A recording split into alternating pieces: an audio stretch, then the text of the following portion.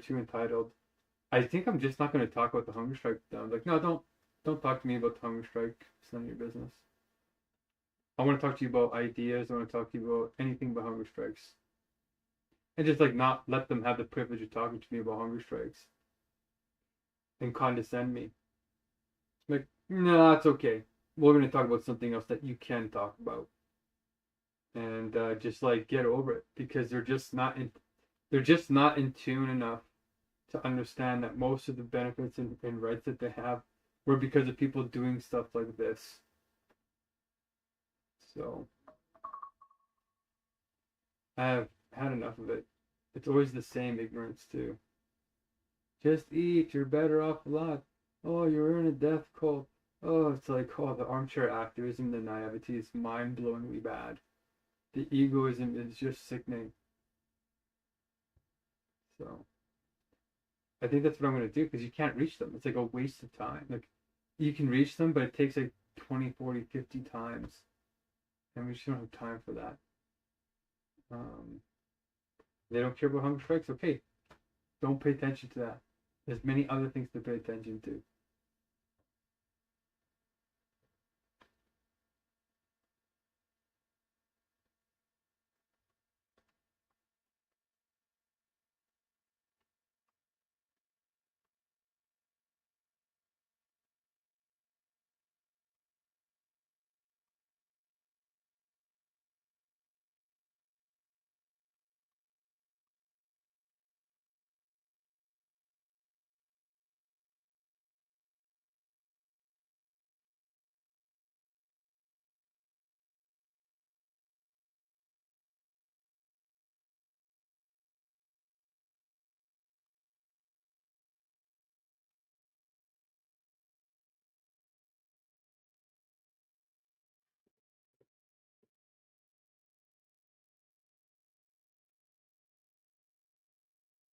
Okay.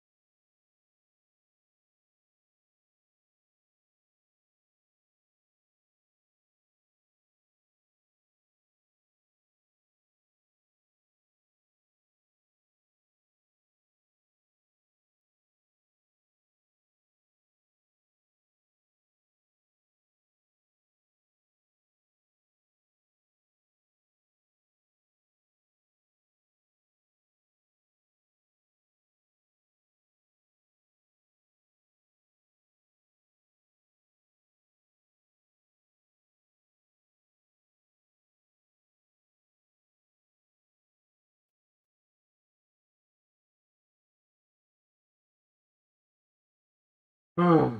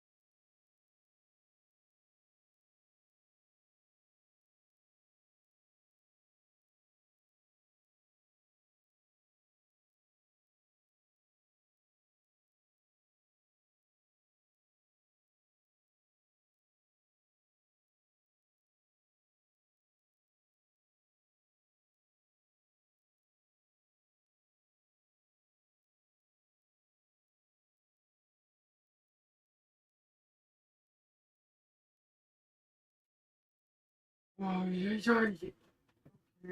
yeah.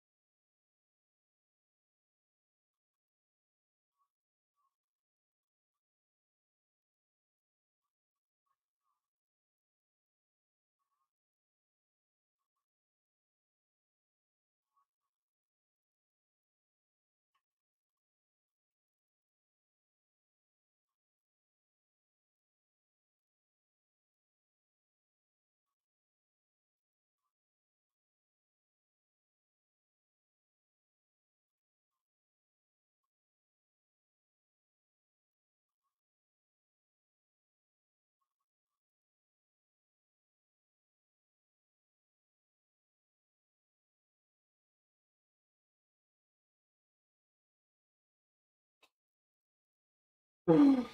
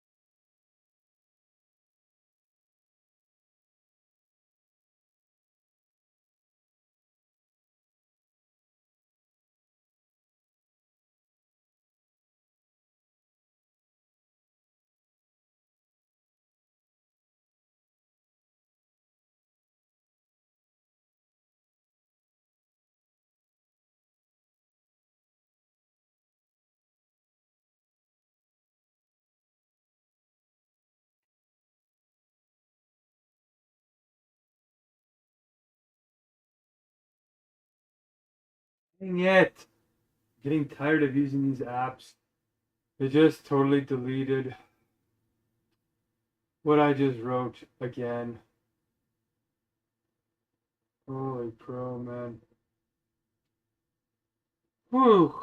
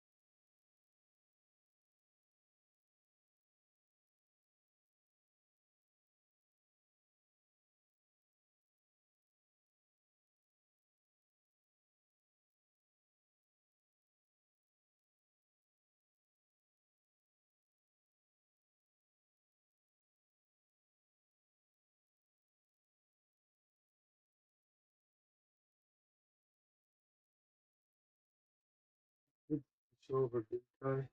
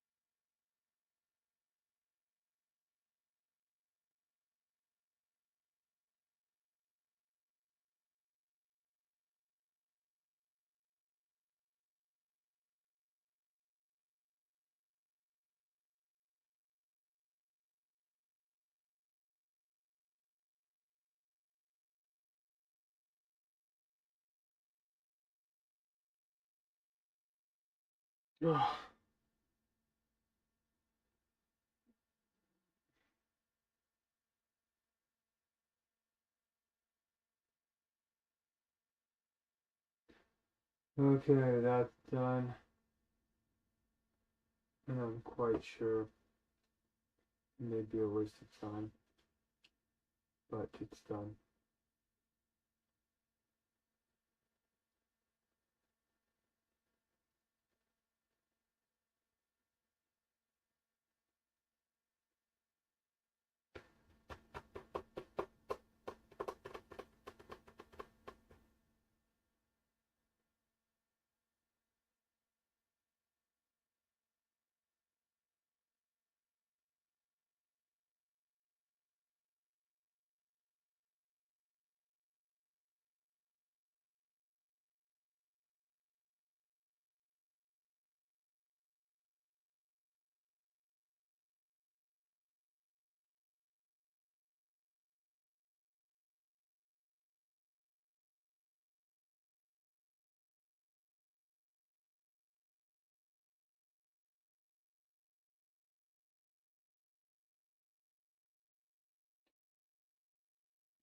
Mm. Okay, so I could make my own bread.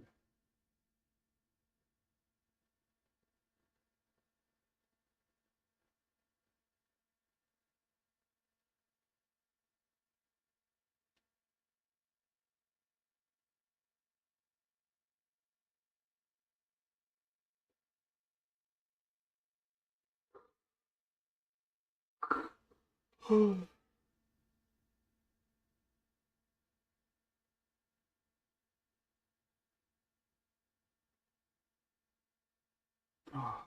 and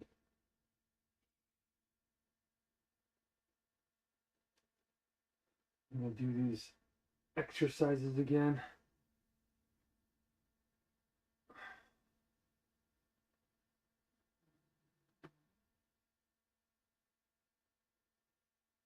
Mm.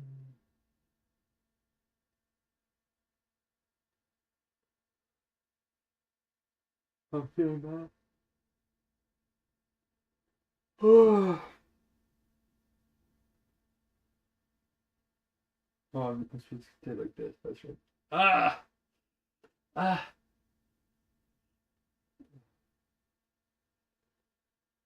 Ugh.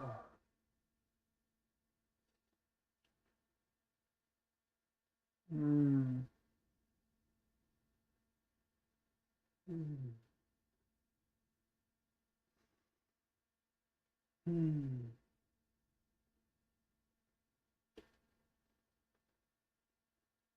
Oh.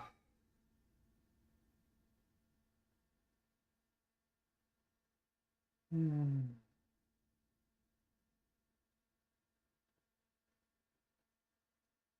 Mm.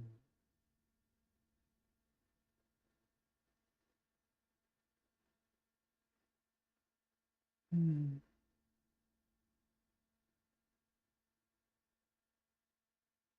Mm.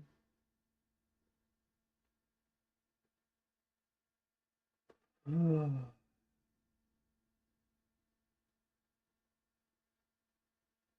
Mm.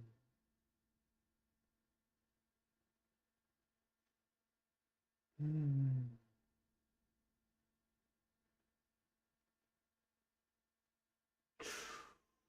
Ooh.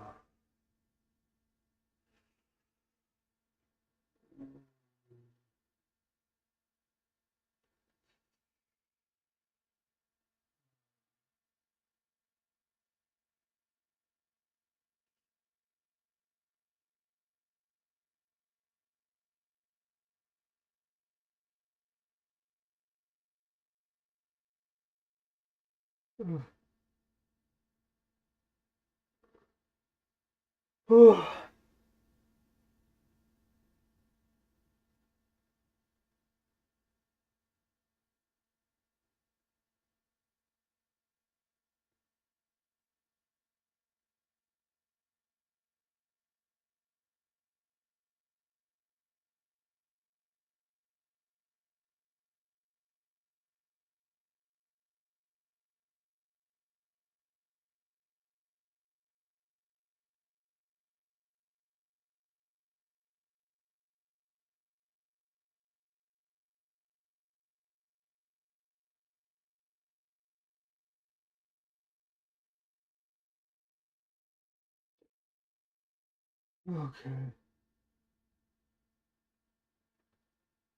Ooh.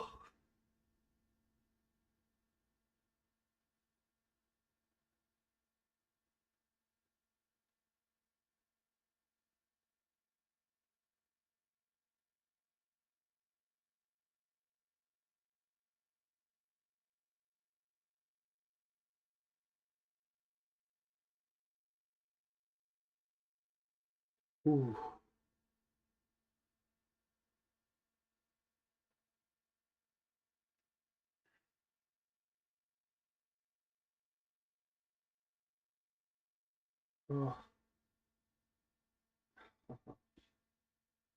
Oh.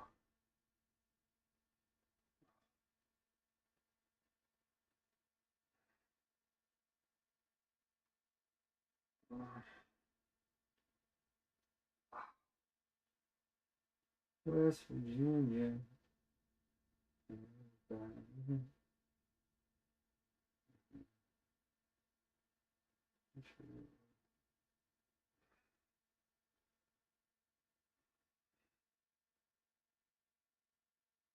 Wow. Oh.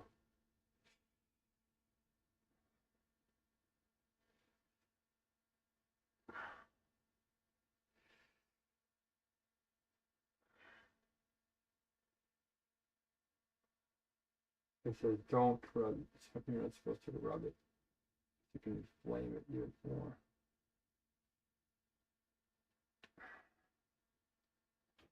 Ugh. Still there.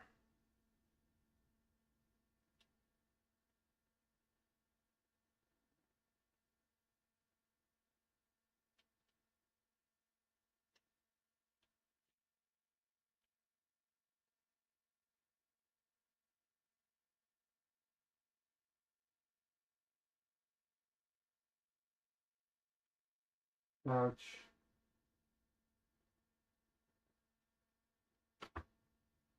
Oh.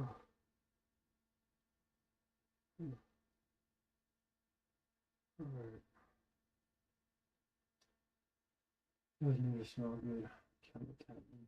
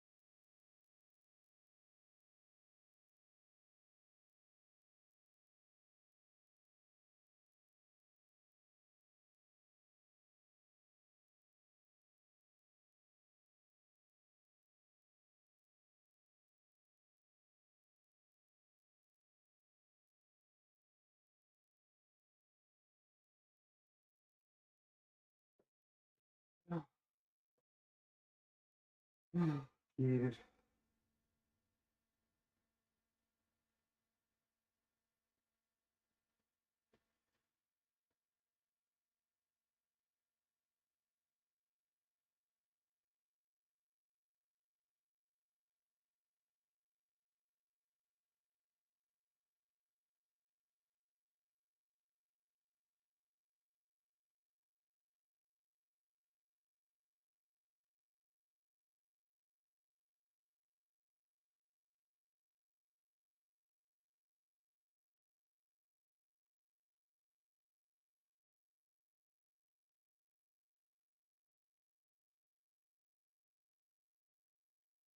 Mm.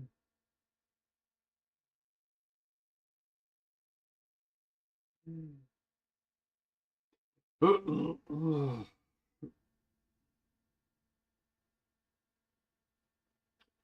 Oh boy.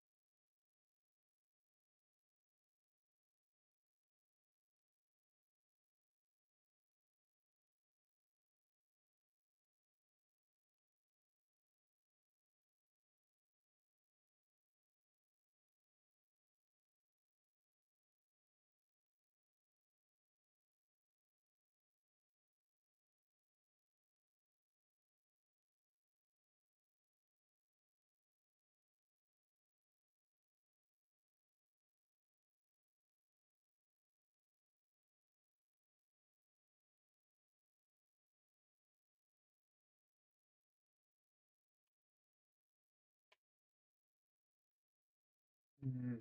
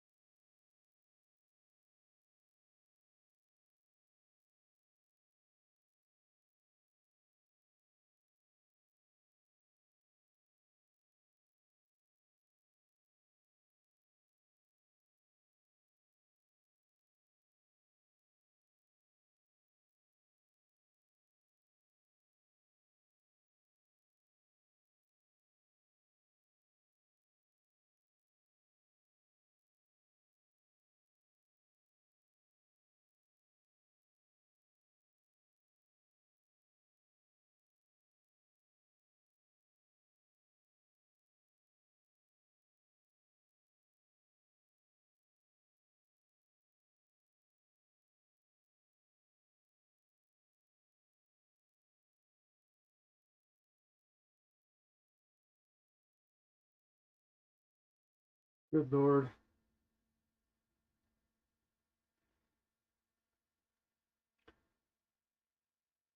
Yes, sir.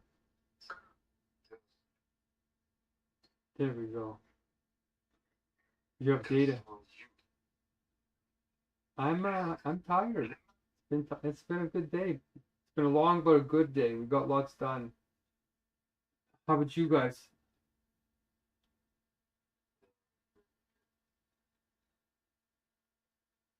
Okay, that's it.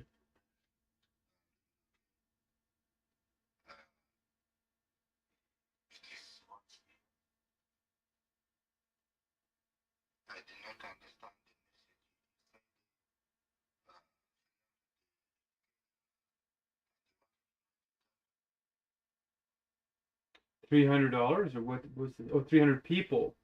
Yeah, in Kenya we have 300 people that are willing to participate in the next big hunger strike meeting where we're going to test the software, God's government software.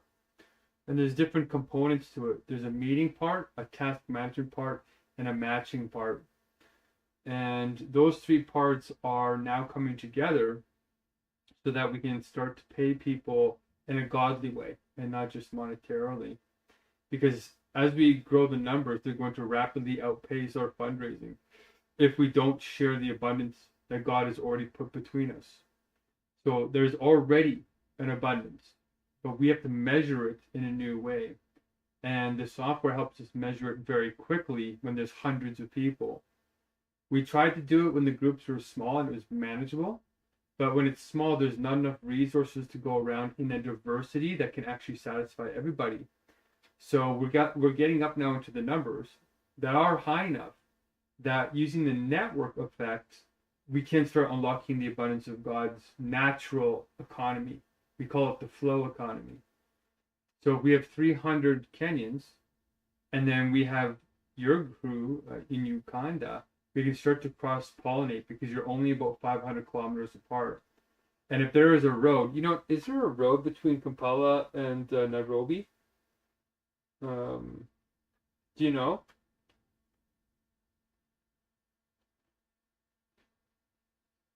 Have you ever made the trip, Richard? Have you ever made the trip between Kampala and Nairobi?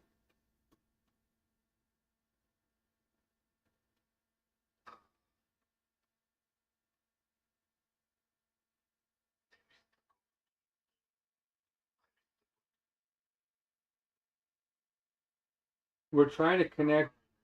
We're trying to connect you guys with the pure hearts in Nairobi, Kenya, where there's about 300 people waiting, and the distance between Nairobi and Kampala is only about 500 kilometers, maybe 600 kilometers. Yeah, and so if you drive, I'm checking to see is there a road, a high volume or high speed road that is between Nairobi and Kampala. Yeah, that you can drive 80 kilometers an hour, 100 kilometers an hour. There is. Okay. Is it a highway? Okay, let's see. Okay, so the trip can be made in probably 6 to 7 hours of driving.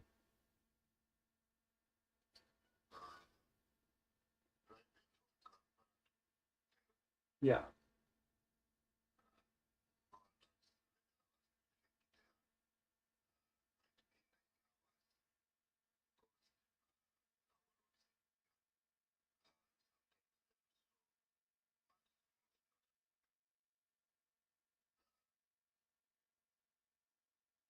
Okay. Okay, let's see.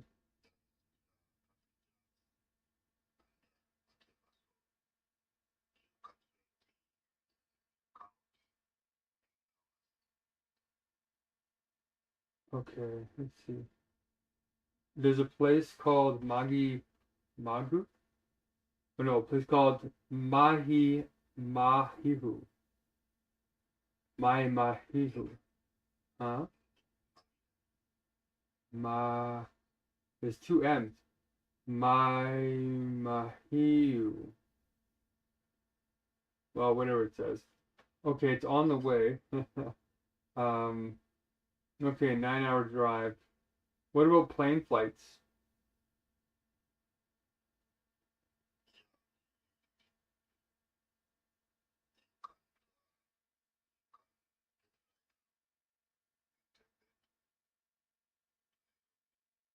How much does it cost though? Let's see. Flight.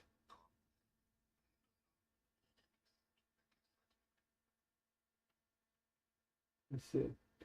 Flight to Kenya, cheap flight, great prices. Okay, let's see. It says, oh, what is going on here? I said Kampala, not Calgary.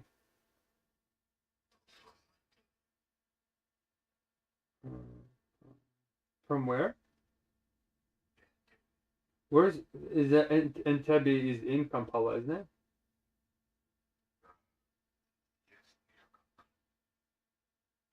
That's where the airport is. Okay. And in Kampala, and Entebbe is the biggest city and airport in the country, right? In Uganda. And NBO is the Nairobi All Airport. Okay. So let's say we were going to go on the 19th. Let's say search flights. Searching top deals across 500 sites. Let's see. Okay, wow, it's still expensive. Um, to travel with only 2 weeks notice is going to cost $600. Yeah, $600. Well, $600 one way, which is it's hella expensive. So you would expect it to be cheaper in those countries, but they're just gouging the hell out of everyone. So let's see what a round trip is. So you can get there in 1 hour, or you can get there, in 14 hours. Holy crap, that's a huge layover. Um, and the price is still relatively the same. It's like $612. Uh, okay, let's see here. So let's see, because I want you guys to meet each other, but the $600 can go a long way. So we'll have to be careful. But let's see, how much does it cost to drive there? Like how many tanks of gas do you think it would take to drive there?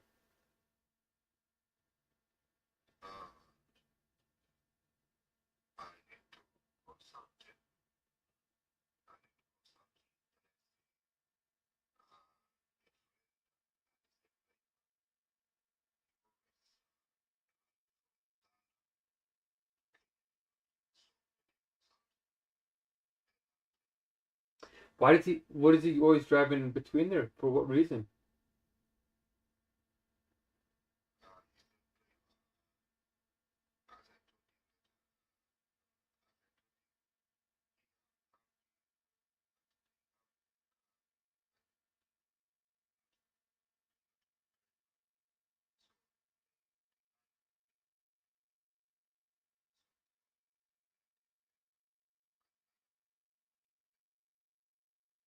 So he drives 500 or 600 kilometers.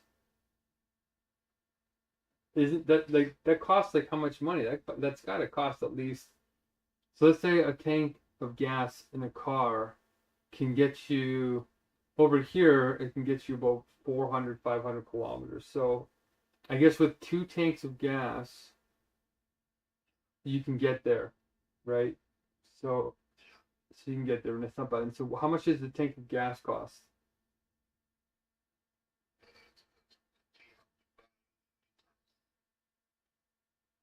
Okay, from empty to full, how much? How many liters, and how much do you think it would cost?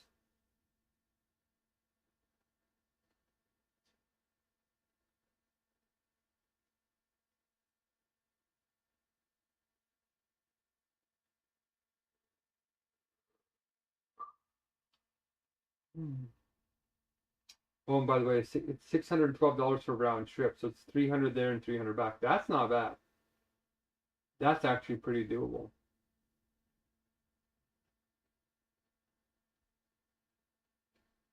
I imagine that a tank of gas costs something like $60. Yeah, I guess I can look that up too. How much does it cost to fill a car with gasoline from empty to full in Kampala on average? It says, like, this AI thing is incredible. Can't even believe it. An average filling at a medium station, medium size sedan of gasoline from empty to full would cost approximately UGX 285,000 or around 70 US dollars. Oh boy, it's about $100 a tank. Um, because fuel prices fluctuate. What's that?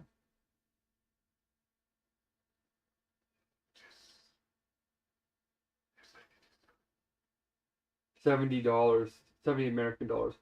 So how much would it cost to travel by car from Kampala to Nairobi and back in Canadian dollars? Let's see here. Because you know what you could do is you could be making trips between Kampala and Nairobi and running errands between the two churches, right? And you could be getting paid to go back and forth, and you could be learning the universal logic while you're driving, because all you're doing is driving, right? As long as your passenger doesn't mind you talking the whole time. But I guess you could just put a headphone in, and I could do all the talking. Okay, let's see. So the total cost to travel by car from Kampala to Nairobi and back ranges from 250 to 490 Canadian dollars, depending on your vehicle fuel efficiency. So what kind of car do you have there?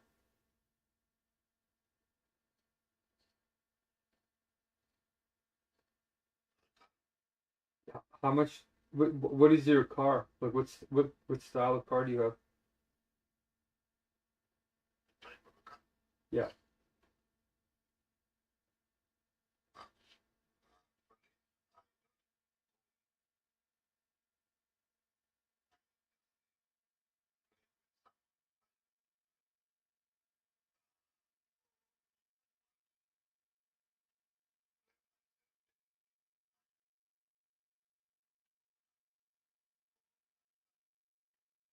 Hmm.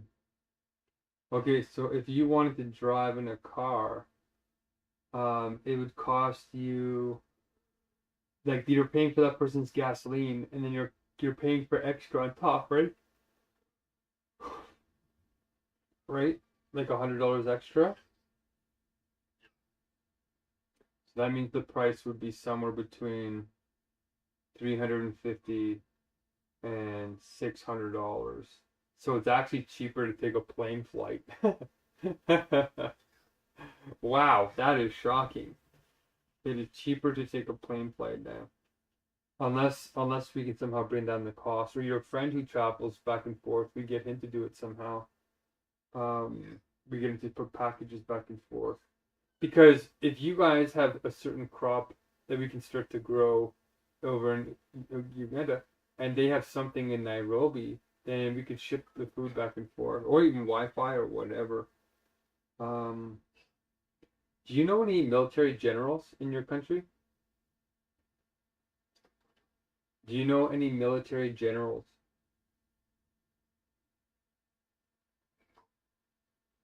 No? Okay. Okay. Oh, there's border fees that you have to pay. Really? That's ridiculous. Okay. Um, okay. 400 on me. Breakdown. Okay, good enough. I'm trying to get an idea of your circumstances here. Okay. So did you So today, you guys, what's the plan for today?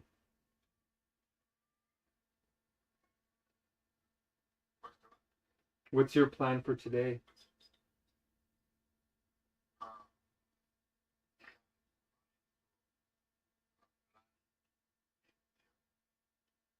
Okay.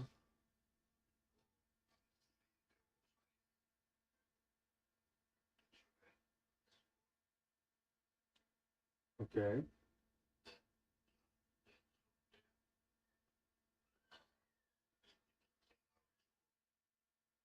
Working doing what? Driving? Working doing driving?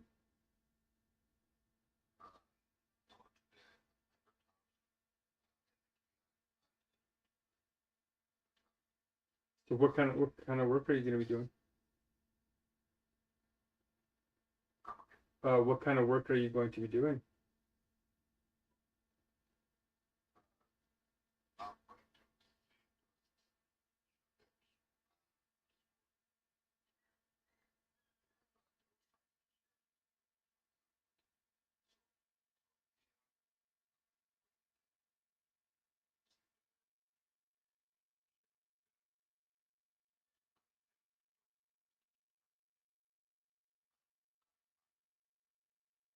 But how are you making, like, are they paying you to go there and do the orphans and to train them?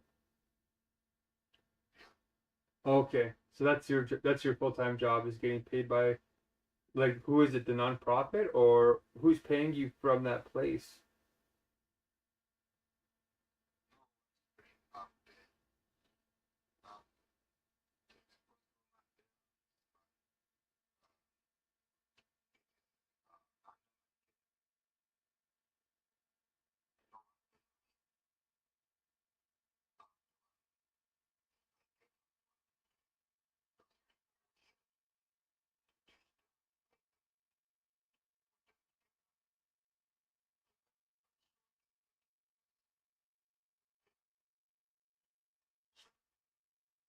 Yeah, yeah, yeah, yeah. I did, yeah.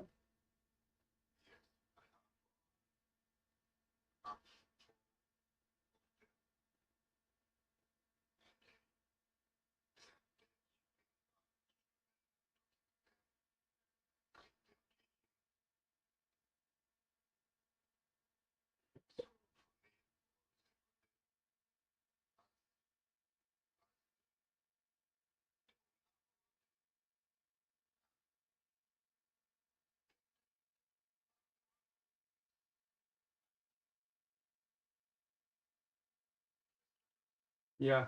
But the thing that doesn't make sense to me is, where are you getting the money to pay everybody if you're not driving? Like, where are you getting your funds from to pay everybody? It's incredible. You have 8 children of your own, and you're sponsoring 4 women to teach and feed. It looks like 100 kids. Like, how the heck are you pulling that off when you yourself are struggling to find money? Like, how are you making that happen?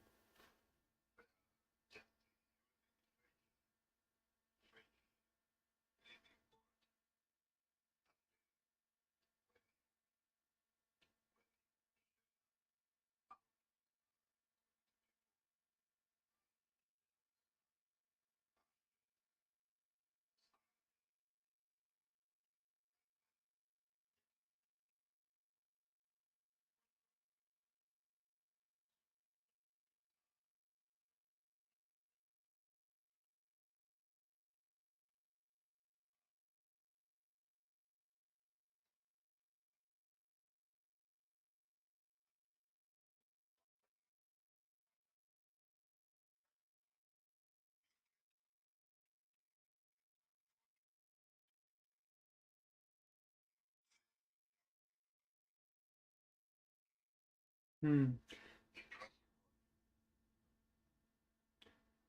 Yeah, I want to know more about this, because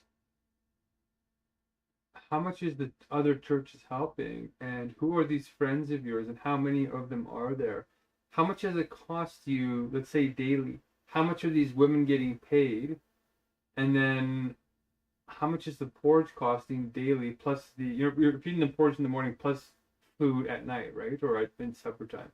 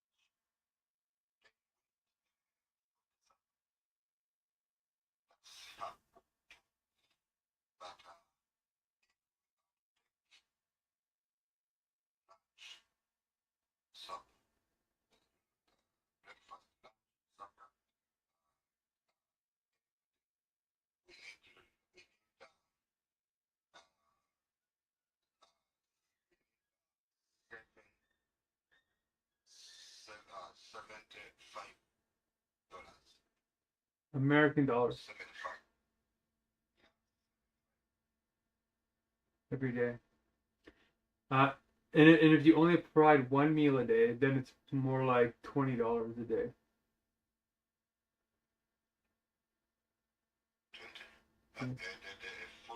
Just for breakfast, let's say, for the porridge.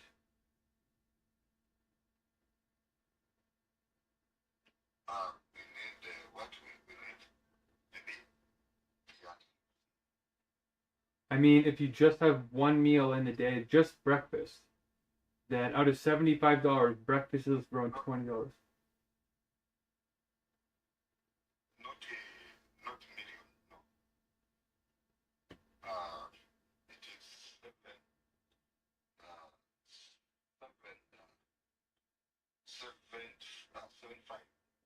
Yeah, $75 from I know that. So you're saying for breakfast, lunch, and supper, it's 75 American dollars, right?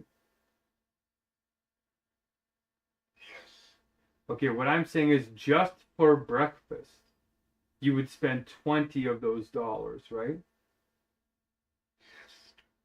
Okay, and then lunch is roughly 20, and then supper is probably roughly 30. Okay. 75 is not exactly cheap, but it is for how many students that you have there. You're feeding like a student for $1 a day, which is pretty great. Let's think here. So I'm already getting a picture that it's going to be the Muslims that are going to pay for a lot of this. And that's because they're probably feeling prejudiced. But if we teach them how Islam and Christianity can come together and solve the contradiction between them, it might inspire them because they provide food at the mosques, right, for free for anybody that comes. Here in Canada, yeah, I walk down to the mosque and they'll give you tons of food, rice, and a whole bunch of things. The Christian churches aren't so giving. So these kids need to eat, but we need to play it smart. So did you go to the Muslims and tell them about me and say that we can teach them the power of the word? Did you find any muftis? Yeah? Did you find any muftis?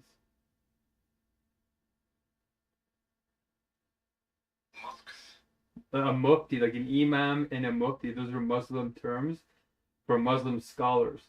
So a mufti is a high-level scholar, and right, and then an imam is more like a priest, except in Islam. So if you guys are having problems with Islam, and Nigeria is definitely having problems because the Muslims are literally killing them, but you guys seem to have a more amicable situation. So what? Okay, you know what? I'm just gonna look it up right now. What is the name of the church that you think is problematic with all these Muslims in it?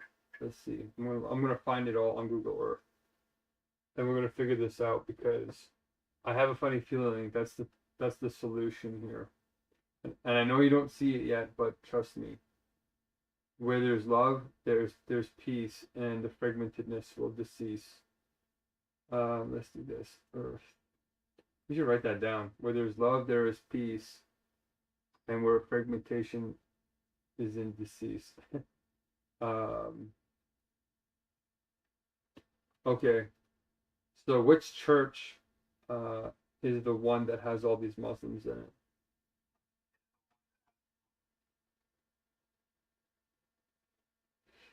And to save your data, you can turn off our videos to save your data, by the way. Would that help?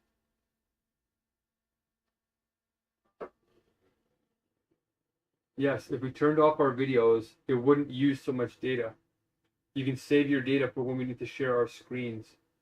So would that help? To share the screen. Yeah, if we turn off our screens, right, you're going to save data. We can do our voices, but we don't have to share the screen unless we need to, right? So for example, if I need to share my screen, that's what's going to burn data, but it's not going to burn as much data as if we have our videos on, right?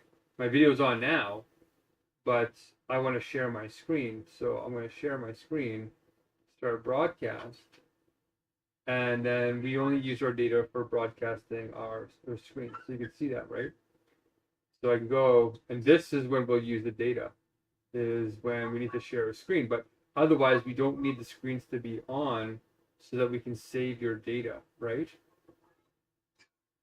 So if it helps you save your data to do more teachings, then we could just turn off our videos, okay? Like this. See, did you see I turned off my video, but you can still hear my words? So if you turned your video off, we can still hear each other, but your data is being saved a lot. Okay? So yeah, we can try and do it like this if you're running low on data. And then when we need to see each other, then we can turn our cameras on. So I'm gonna search Kampala, Uganda, and there's a United Nations office in Naki Valley, but I think there's also a United Nations office in Kampala, right? Let me see, because if we can get the United Nations support and for our programming, then we could blow their minds. So that's another place of funding. Like that could be permanent funding. Oh, there it is. Okay, United Nations Association of Uganda, and that is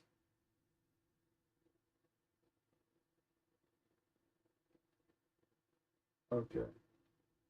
Perfect. So that is there's a Watoto Church. You know the Watoto Church? Yeah, is that a good church? So why don't you go and ask them for help too?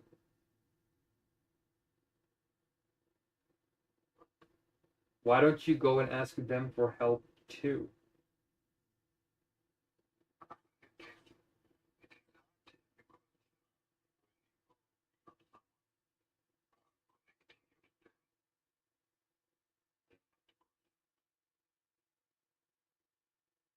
Okay. And you don't have any connections over there?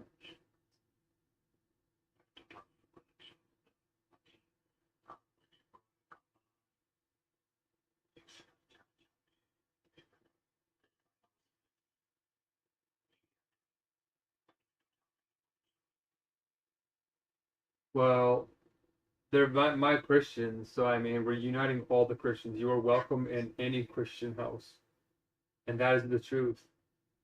So we should go to all these churches, and we should build the connections and say, The Messiah has come, kingdom come has come. We're here with the new power of the word. And we're here to build a new kind of church called God's government. And we need you to be a part of it because we're uniting the Christians.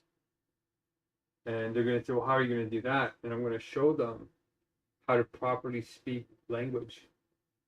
And when you speak with the right definitions or the essence of the words, then the contradictions between the movements will dissolve.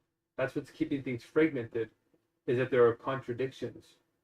And the Christians right now focus on the unessential for the essential. And we can correct that through new Bible study, through new nuance. Okay, and I'm just seeing here, I'm like doing some research. There's Cayambogo University. Is that a big university?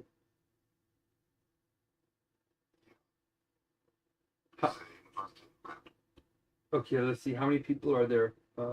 Is that their premium university? Let me open it.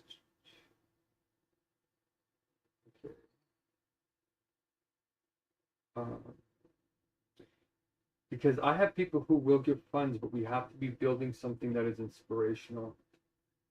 So Cayambogo University has how many students and what rank in the world and what programs?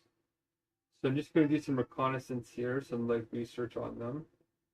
Oh wow, it is really big. It has 33,000 students in it.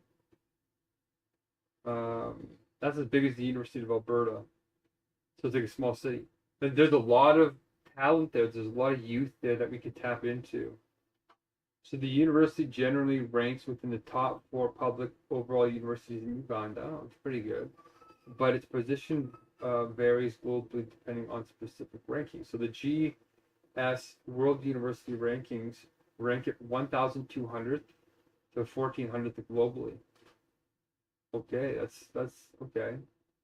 EduRank says 4,482nd in the world. And Webometric says 4,000 global. Okay. So the university has over 150 accredited programs. Wow. We need to go and see if we can find a professor that can study with me and I can start teaching him the power of the word as well.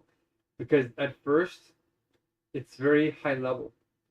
And even though it's simpler, it will help gain some credibility if we can get somebody from the university's theological or religious department to come in and speak with me, then I can teach them as well. Because they have everything in the faculty of engineering, faculty of science, faculty of agriculture, faculty of special needs and rehabilitation, faculty of arts and humanities. That's probably the one we would go to. And then the faculty of social sciences, which we would also go to with the software. We would show the software to students at the faculty of social sciences. And then the faculty of arts and humanities has a religious studies program. So who should we approach? Who should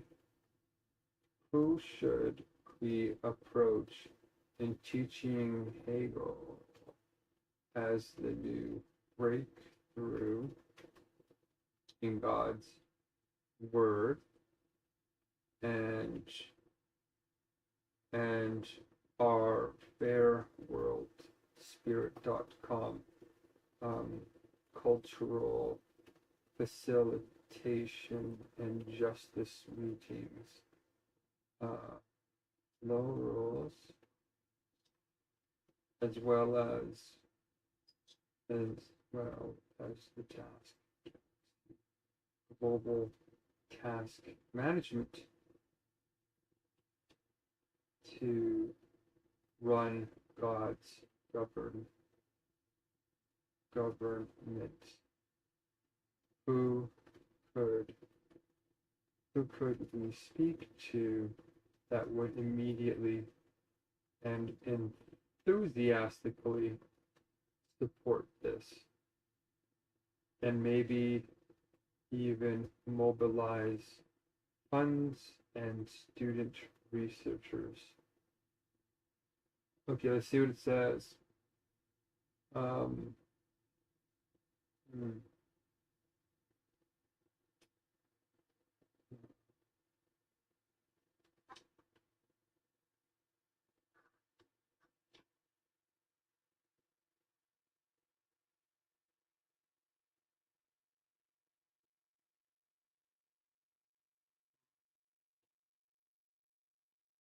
Okay, it's a secular university.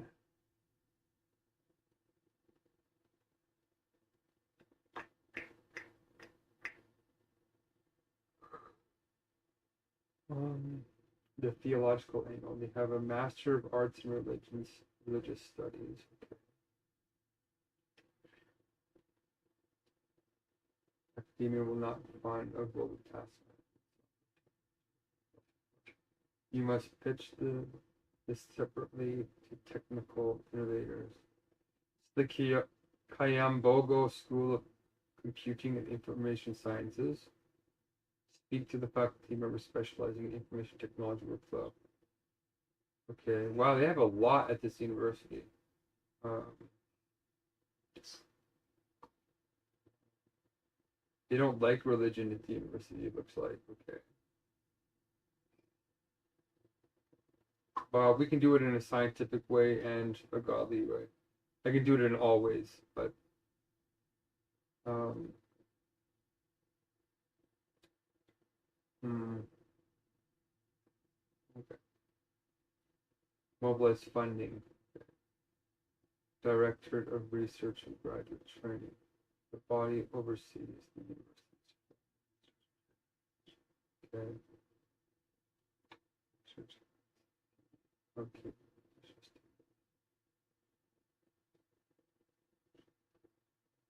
Okay, they can help allocate official student researchers if your project aligns with the National Development and Cultural Cohesion Framework. Okay. External philanthropic grants, public university funds are tightly bound by government budgets. For intersectional initiatives blending religion, philosophy, and tech governance, you will find more immediate financial flexibility by applying to external bodies like the Templeton Religious Trust, the Ubuntu Philosophy Project. Oh, I love that initiative. Or Global Tech for Good Foundations. Private-public partnerships. Frame your justice meetings flow rules as a template for alternative dispute resolution or civic tech pitching. This is as a continuous tool can attract development grants from regional civic NGOs. Okay, next step in your strategy. It says to capture the immediate interest from academics and adventurers, you must translate these high-level spiritual and philosophical concepts into a structured project proposal. If you would like to draft an outreach plan, tell me. Do you want me to prioritize pitching the software or the philosophy or the religion? Do you have an established prototype, white paper, or website? Yes, we do. We have, and I sent them to you, I think. So, did you look at the core and try and memorize any of it? Yeah.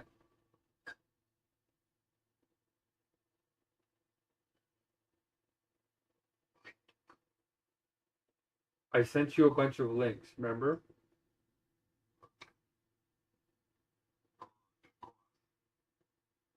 The core, yeah. There's the core sentence, and you can read it out loud.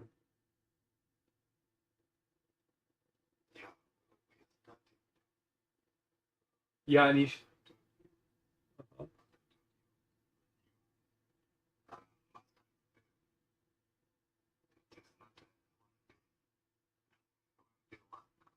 well, we need to be making progress each day, so we're going to try and go over them each day. Because the sooner you can memorize them, the faster we can start going to the universities and start teaching. And we could also start teaching the women who are teaching the kids. Like the four women that you hired, are they teachers? Like educated teachers, or how do they decide the curriculum to teach? So they are trained teachers. And how much do they get paid per day? They get paid.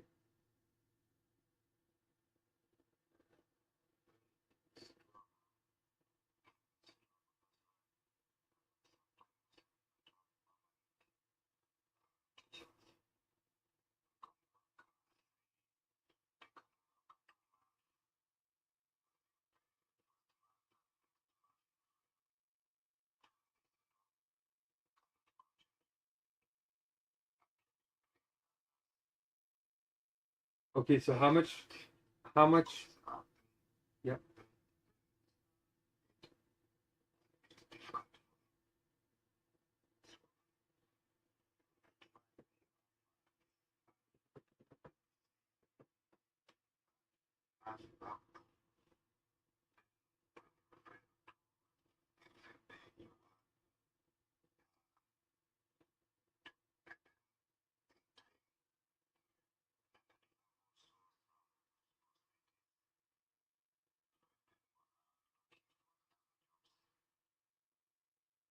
Okay. Okay, so how much are you paying them per day? Let's say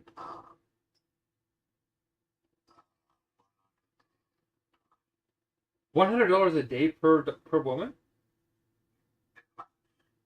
Okay, per woman. So that means each woman gets. So you're spending about $400 on the women. That's a lot. So 75 for the food and 400 for the ladies. Um. Okay, and how many hours a day are they teaching? They're teaching what, 6 to 8 hours a day?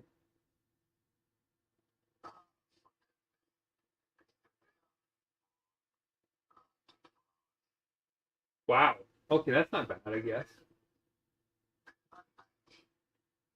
What do they do in the night? They just stick on the kids in the night?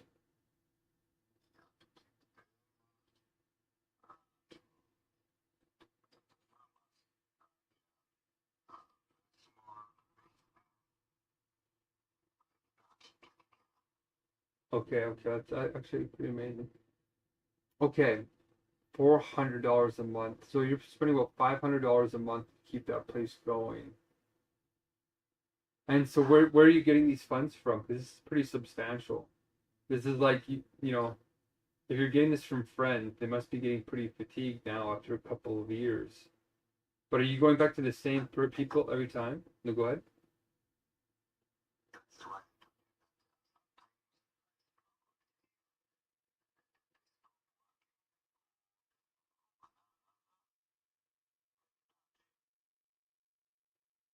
Okay.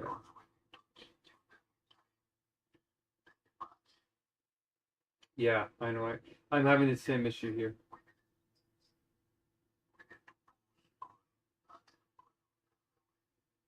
Well, where are you getting the $500 from each month on average? Like you mentioned a friend, but you're not going to the same friends over and over again, right?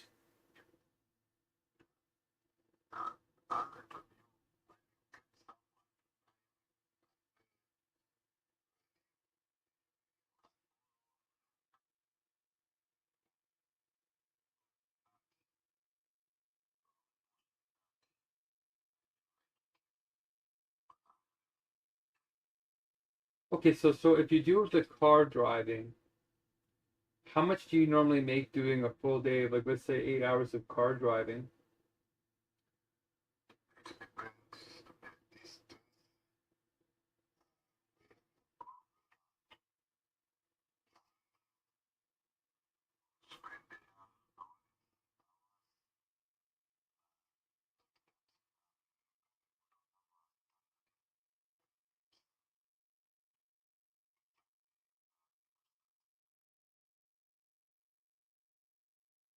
Okay, so how much do you on average negotiate? Let's say on average, how much do you travel?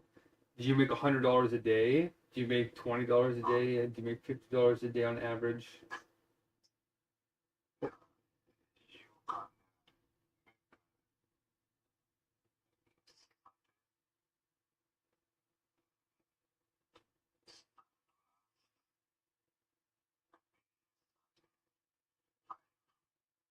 per day? Per day.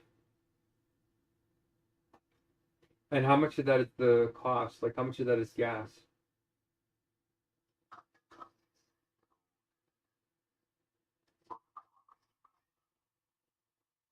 You don't have to pay the gas?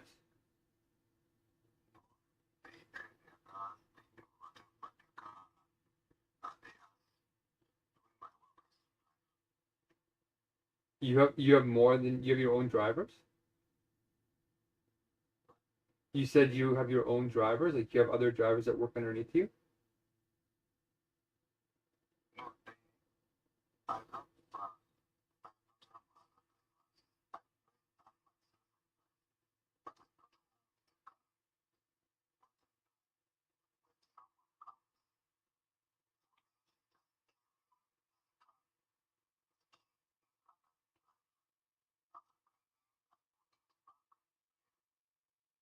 Oh wow. So somebody lends you their car and you go around and you drive and pick people up and drive them around town? uh, Or you drive them around town? So the person who owns the car is just using you to drive them around in the car. So if you have an old woman that wants you to drive her around town, then she pays you at the end of the day to say, well, thank you for taking me for groceries and the rest of it, right?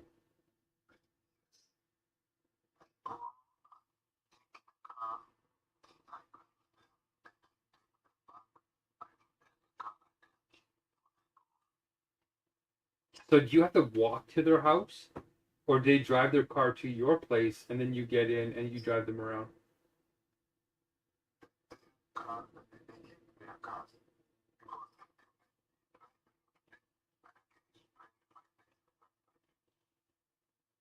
they Oh, can't even go another one. you can't even So what?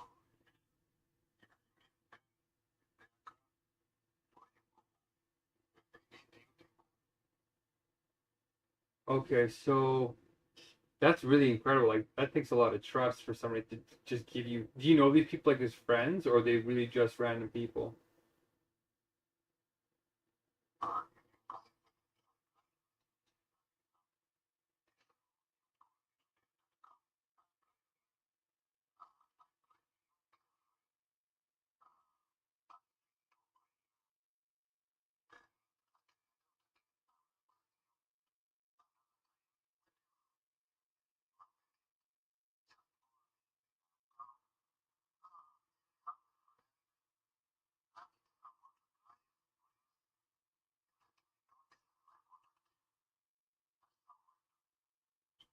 And you can make a living off of that? because she don't have, you know, here, our life, as I told you, we live by faith, and there is no God that everything must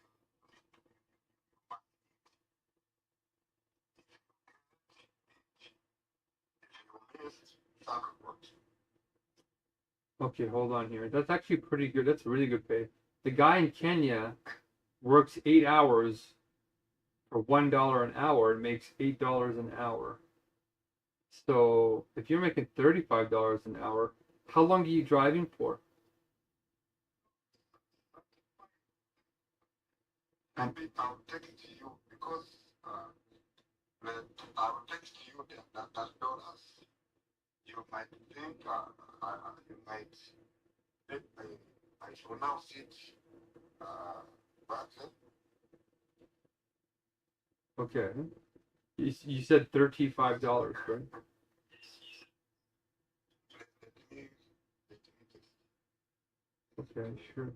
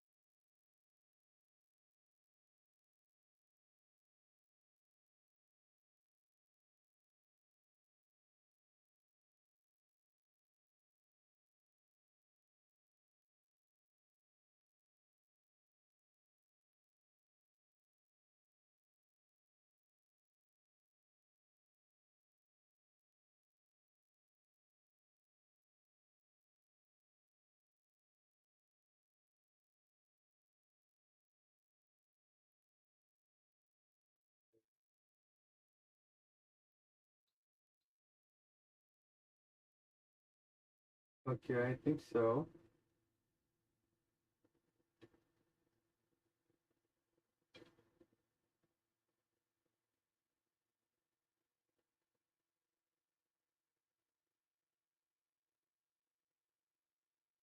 Here, hold on a second.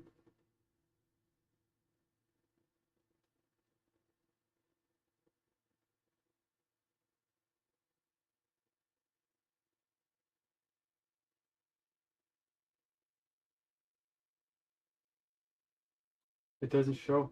No, you haven't typed it yet. But when you get a chance of driving, it's $35 per day, right? And that $35 is however long that they want you to drive for. Like you can drive for 2 hours, 5 hours, 10 hours, 15 hours. How many hours do you have to drive for that much? Uh, but for you, take that chance, can have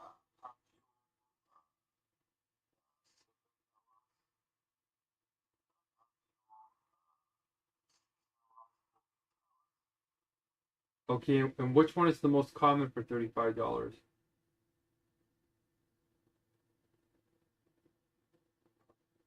Which one is most common? Like 6 hours, 7 hours, or 8 hours?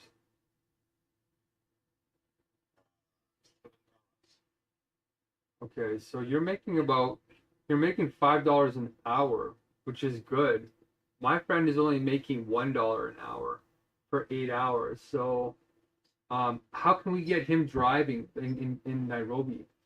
How do we get him to start doing that? Because if he could make that kind of money, he wouldn't have to work every day. Because I'm paying him sometimes, not every day, but a few days to kind of keep going full time on this. But if he could, he's a young guy. He's like early 30s. So if you could teach him how to do that, it would really change his life because I think he can drive. Um, you is no, he doesn't. I don't think he did. I don't know actually. I think he owned a motorcycle. But you. Mhm. for us here, like this, the people here, but they have difficult in life. So for me, I want to forgive. And how did you meet them? How did you meet the first batch of people? I share contacts. Okay. Um. Hmm. Okay. I'm just thinking here because I want people to support each other so we have a very strong crew. Um. Okay. Let me think about it. That's something on the table I'm going to ask him about tomorrow. I was on the call for quite a while today with him. Okay, so the next step then is to learn the core. So I'm going to tell you the core sentence, and then you're going to say as much as you can. And then I want you to go to that form and try and submit the form because we got 540, or how many we got 547 people who filled this form out. So I'd like you to fill it out. And I sent you the link there. So I want that to get done today because it gives me an idea of where you are. And the sooner we have that, the better. But let's do the core first. So the core goes like this. Fair World Spirit core starts with time compression through clarity on ego wisdom, the problem being the Megacrisis, the solution being the two sacred sentences, and the implementation being the flow rules blocks. Now to go back, we unpack the Megacrisis as a metacrisis and a polycrisis together. The metacrisis is the crisis of culture, of declining agency, meaning, trust, coordination, community, spirit, and love. And at the heart of that at the heart of that is fragmented consciousness, which we can solve with universal logic. Once we can do that and human beings can collaborate again, then we go and we started addressing the polycrisis, which is AI, CRISPR, genetic editing, World War III, climate change, and mental health. That's 5 issues right there. So now that we get the meta issues dealt with and we have the other issues dealt with, we can start to think of going to other places and spreading this word. But you go on to the 2 sacred sentences and you say, well, the universal logic is the solution to all of the mega crises. And we start teaching that in 2 sentences, 2 sacred sentences. The first sentence is the empowerment sentence. And it goes like this: fair world spirit meetings follow sacred time, empowering people with the rights to flow using universal tools. And if you look at my screen, well, you can't see it actually. I'm going to show you a little bit of the software. Oh shoot, we're on WhatsApp right now, right? If you're on Google, it's better because then you can get to meet Sahan and we can do more brainstorming together.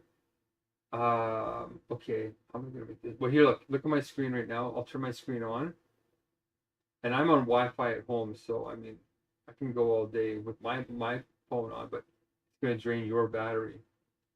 So I'm gonna share, or no, I'm not. I'm going to turn on my camera so you can see me. Now, I wonder if I can turn it around. Okay, I can.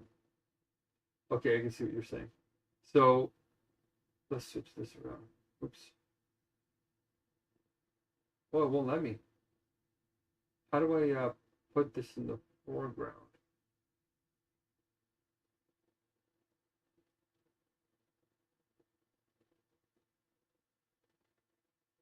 Okay, I guess it's not gonna work.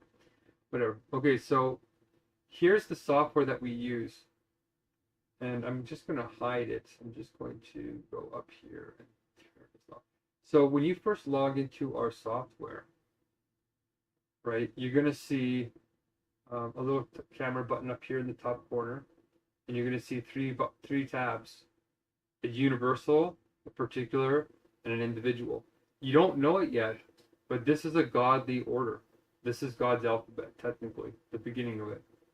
Okay, what you're seeing here is God is always present, but we don't have the eyes and ears to see it unless you have universal logic. So that's what I put into the software, is that people with ordinary mind and ordinary spirit can't see God in the technology, but the wise do. They can see it in the way I structured it. So you're going to see 3 tabs, and these are qualitative and quantitative, meaning that the size of the meetings change. So we can start with the universal meeting up here, and universal meetings have everybody in the meeting, like all 300 to 400 of us get into the meetings, including your teachers. And then we go into particulars. This is like a breakout Zoom room where we might have 20 or 30 groups here having their own meetings.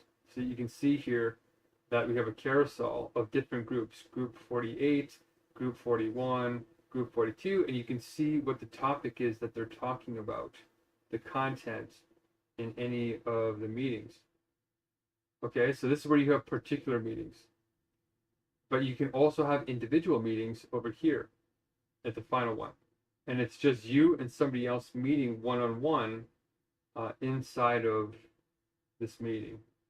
So that's why we have 3 levels. Individual, you're meeting one-on-one. Particular, you're in the groups of 6 or less. And then the universal, you're in a big group of like 50,000 people or whatever. Everybody's there. Okay, so we start with the universal, and we usually have a stream working. So if I turn on my camera, you can start to see that this is our meeting room in itself. So we don't have to use Google Meet. Okay, you can see me right here. Right? This is on Jitsi. It's free. So you can access our website right now, and you can this will work on your phone. And right now it's just me and you in this meeting. But if you scroll down, this is where the magic sauce happens a lot. If you scroll down from here, you can see an event bar, and you can see there's another event bar up here. That if there was, like, let's say 27 people in our meeting, right? There'd be like 27 divided by 6 or 5 is going to be 4 or 5. It's going to be 5 groups. So you're going to see 5 little blue orbs, and you're going to know which one that you're in. And then when you go to do a gift exchange, like let's say you need somebody to pay you for your teachers, or to pay you for the porch, or pay for your internet, then this is where it happens, is in the individual meetings. So this might be you right here, you and somebody else, or you and me, and this is where we do the matching. So the software knows what you need and knows what the other person needs and what they have to give, and they match you so that you can exchange those goods. And this is where the magic sauce happens to deal with your everyday problems. But you also have to do the particular on God's policy, and then you also have to do the universal so that you understand the core. This is where we talk about the core a lot. So everybody, so technically, this is an event bar of like the government, and these are government events of Fair World Spirit. When you click on this, you can actually create an event, so you can see here's the full hierarchy of God's government. So you have Fair World Spirit on top, then you have the United Nations below it, and then you have like continental groups across the entire continents.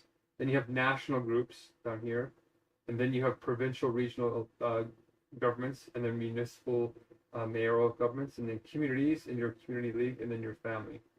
So you can operate at any one of these levels. So right now, we are in this level with Fair World Spirit.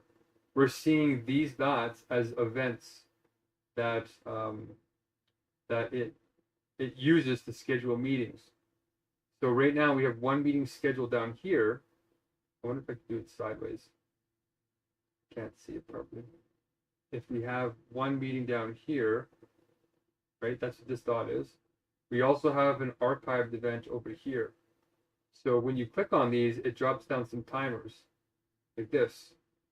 And these timers represent the justice of the meeting, that everybody gets a fair shake. So here's my timer. This is called a user timer, flow timer. And you can select which role you want to play in the meeting. Executor, influencer, relationship builder, and strategist, let's say. If I click the executor, that's usually red energy. And red energy changes the color of your bar, but it's not actually doing that. That's interesting. It's actually kind of annoying. You can have a checklist down here, and this checklist is how you make the blessings. You can unlock these lock bars here. And if they're both green, that means you can accomplish it and submit your proof. But if they're both red, that means they're locked. Even if one of them is red, you can't do any of these until you do these first ones first, and we meet the number of people that are needed to be in the meeting over here somewhere. Where am I at? But you can select your roles here. You can see it's turning green, whatever. These are the flow roles: blue, yellow, red, and it's supposed to be changing the color, but it's not. But whatever. Everybody's going to have these checklists, and these checklists are a way to learn the God's training very simply, and to also vote on the meetings. So you have these voting buttons here on the form, content, and people of the meeting. And when you vote, let's say you click vote, and you want it to be turn-based or free flow, or give your time to one person and have them in God mode. Let's say you want turn-based, you just select it, straight turn directive, let's say directive, and we want to have it for, let's say, 10 seconds, let's say 3 minutes, 180. Okay, and then you want to submit your vote, submit, and you can see your vote is like right here on this timer called the cycle timer. Right, the cycles. The meetings move in cycles. And you can see that when we start the meeting, and the meeting is going to start at 7 o'clock tonight, it's going to count down these timers, and it splits the time evenly between all the participants, so everybody gets the same amount of time to speak. And then the cycles determine what everybody voted on, what the topic's going to be, how long they're going to talk for. It's a very fluid, dynamic process that makes everybody feel involved. and then the blessings are right here, of how much we need to do in order to get the meal finished. Okay, so all this stuff is happening in every human meeting anyway, but we're really, really unfair to each other. We really suck at it. So you can start to see all the votes are transparent. There's no corruption. You get to see what everybody's voting on and what we're going to be talking about in future cycles. So here's cycle 2, and so far it's voted as directive and a bunch of other things. So when you get a laptop, you have a laptop, right? No, you don't have a laptop actually. But if you worked every day, you could make $35 an hour, right? Or $35 a day. So you could technically make 30 days times 35. You could technically make $900 a month. Yes?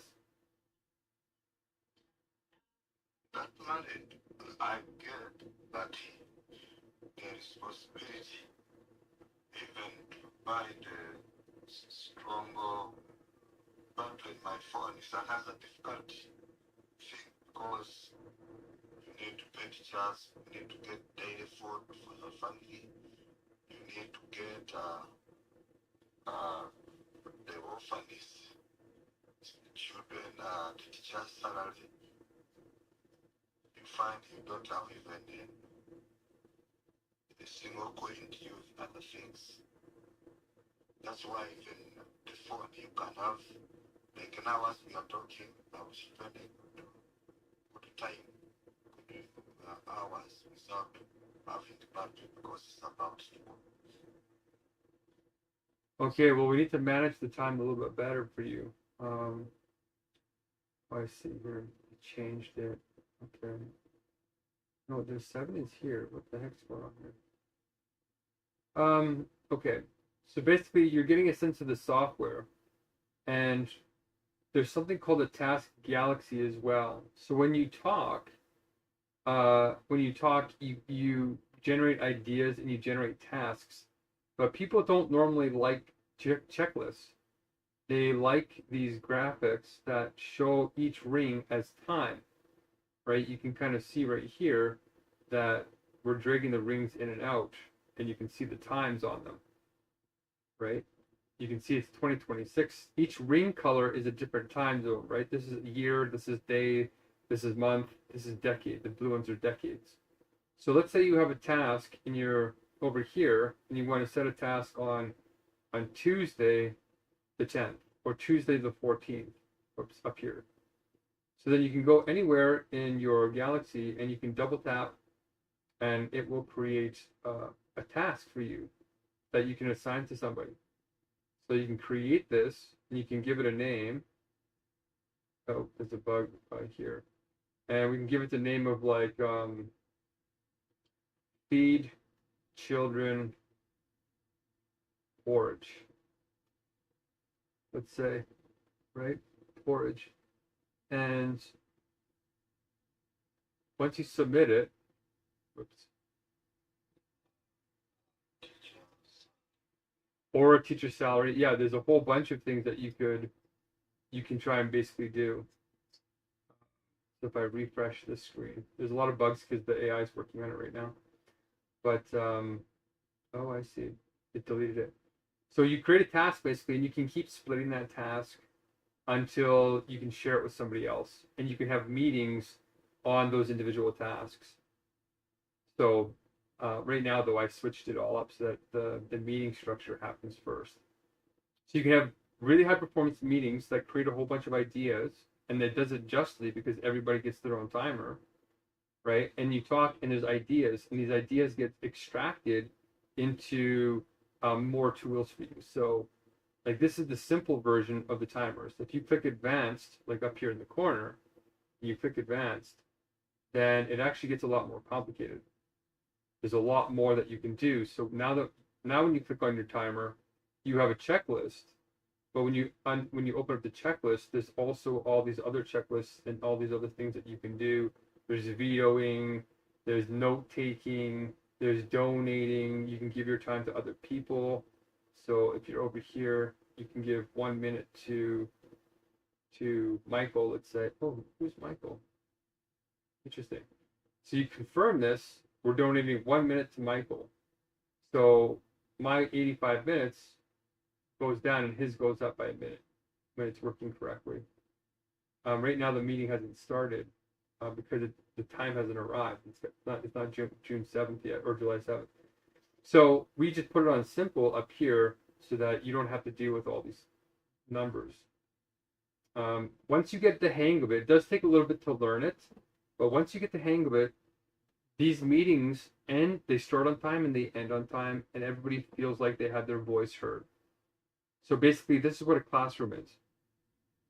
Except this helps guide the teachers in terms of what to teach, how to teach, and it gives the children a chance to practice governance and deciding the direction of their own education, as long as they learn the universals at some point. So these timers work for all meetings, all types: government meetings, school meetings, family meetings, nonprofit meetings, God's government meetings. Every single thing. If you want justice, everybody has to have the same time at the beginning of the total time, and then when the meeting starts, it starts on time every time, and it ends on time every time, because we respect people's time, and the self metaphysically is time. So time is a very, very, very big component of the core, which is why we have it up here, right? We have it in the main sentence, which is Fair World Spirit core is about time. Oops, is about time compression. Where am? Oh, I see. Right, it's about time compression, and if you click on time compression, it actually teaches you how God's government sees time compression, and then you can click on it and learn about it. So let's say the poverty trap and awareness. You click on it. There's going to be a tool that God's government gives you to help you on that area. Or you can leave a complaint about the poverty trap, and you can leave a suggestion for an improvement. So it's a very functional and powerful software. And you can even scroll over to different groups and different websites within the meeting to pay attention to other government areas. For example, if we go to advanced, you're going to see there's arrows here, but there's also arrows up here. And there's also arrows up here. So you can switch which level that you're on.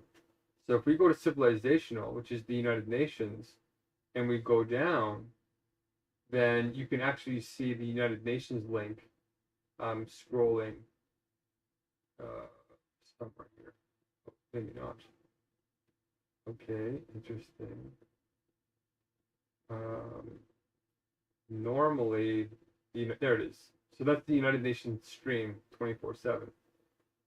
And so if you don't want to see, like there's no events either. These are see the event line, it's changed. There's no events in the United Nations. So these timers shouldn't be showing up on here, but I have to fix that. So if you unpin up here, you can scroll without having all this follow you. So you can see the United Nations, all these timers more clearly. There should be a button to hide this, but I guess I broke it. So, and you can create meetings off the cuff really quickly like this. You can type in the meeting name, whatever. You can set the meeting here. What date do you want to send it? Let's say 5 o'clock or whatever. Let's say 2 o'clock, the meeting will start. And we'll do it at AM, whatever. You create an event, and there it is, done. If you shut down the event, then you don't see any timers because there's no meetings yet. You just see the event line down here at the bottom, and you can just watch the stream until this level of government starts up their meeting. But you can switch which levels that you're on, right? If we go up one, we go to Fair World Spirit, and Fair World Spirit doesn't normally have a stream going except for my Hungerstrike. So, well, we went down. So if we click Fair World Spirit, it should start. It shows you the structure of that governance body. So you get a lot of information on how your government works and how you can affect it. So For some reason, though, it's not going. So we're going to lock it in. We're going to go to Fairworld Spirit, and you can lock at this level. So now we're locked. So if we close this menu down, and we scroll down, this is where my hunger strikes are, and this is where our Jitsi meeting is. So this is the stream of this level, which you can be talking. You can do this while you're in the meetings, and then you can scroll over and you can see the Jitsi meeting. There is 252 features in this software to make sure that it doesn't turn into genocide, so that everybody, no matter which country you're from, doesn't feel screwed over like at the United Nations. So this software was designed to solve all the problems at the United Nations, and it's very important to learn the features. So this is why I'm showing it to you, is because human beings are terrible at hosting meetings. But this software is built with everything that I've learned over 75,000 hours of getting human beings to share with each other. And so far they worked very well. Okay? But all discussion has to turn into action. The fruit of your labors has to come out. So all discussion is to generate ideas so that the ideas can transform and upgrade God's government. And that's where the task galaxies are supposed to come in. But this one's broken, unfortunately. Actually, let's see if we can set the rings. No, it's broken. So this is what I'm recoding right now behind the scenes, to help teach the words of wisdom. But it's hard, right? It's difficult to teach so much so quickly. That's why I want you to learn it in batches, starting with the core. Okay, if you memorize the core, it gets a lot better. So here's the main page of Fairworld Spirit. You log in, and then you click Fairworld Spirit, Dev Portal, and then you go to your meetings. Okay, it's still broken. That's annoying. Anyway, the children and the women, everybody's going to be using this in God's government. And I know it sounds like it won't be possible, but kids love eating this stuff up once it works properly. So that's why I want you to learn the core, because it'll teach why this software is necessary. People hate checklists. They don't do them unless they're very small. So they want to use the task galaxies. And you want to know what our problem is that we solve. The problem is the Megacrisis. The solution are the 2 sacred sentences. And the 2 sacred sentences is the empowerment sentence, which goes like this. It has this on the top, which you can barely see. I switched all this stuff today, so it's all hard to see. But this is the sentence right here that you got to memorize on that one page. But you can unpack every word into more information, right? You can unpack it like this, vertically per word. And this is how the new education system will be built. And this is how God's government is structured, with real tools to empower you and protect you. And you can actually go to level 5 and 4 to get even more information. So if you want less information, it's too overwhelming for the students, then what you do, like here, there's lots of information. Then you just go to level 1. And level 1 is a lot simpler. This is level 1, right? You see how much there is? And if you click level 4, or even level 5, look at how much information there is. This is level 5. Look at how much, that's a lot of information for a kid to learn. Okay, so we teach in chunks, just like grades. We build off of everything that came before. But we do it in a living way, like a tree of knowledge, and not in the dead, fragmented way of the current school system. So we teach kids about metaphysics first, about pure being, pure becoming, pure, all these very basic words of life. And then we show how they repeat themselves at higher levels of knowing. Okay? So this teaching, this one sentence, this one core sentence unpacks in many layers. And that's why we want you to memorize this core sentence first. And it's at the top of every page, especially every meeting, so that people can click on it and very quickly know what the issues are. Right? polycrisis, and everything like that. Okay, so that's the first thing, is just memorize the first sentences up here, and you have the full page. So you can unpack all 42 points. And it sounds impossible at first. Everybody is like, oh my gosh, I can't do this. And literally within 2 days of trying, they memorize it because it's organized very well. So that's the first step. If people don't want to memorize that, they won't do anything else. You should leave them on their own and go and find somebody who will memorize that. Okay, once you have it memorized, the teaching will get faster. We find that if you do not memorize that, you'll just keep spinning in circles thinking, oh, it's too hard, it's too hard, it's too hard. Your brain has to get anchored in this new way of life. And then it starts to build and you start to remember.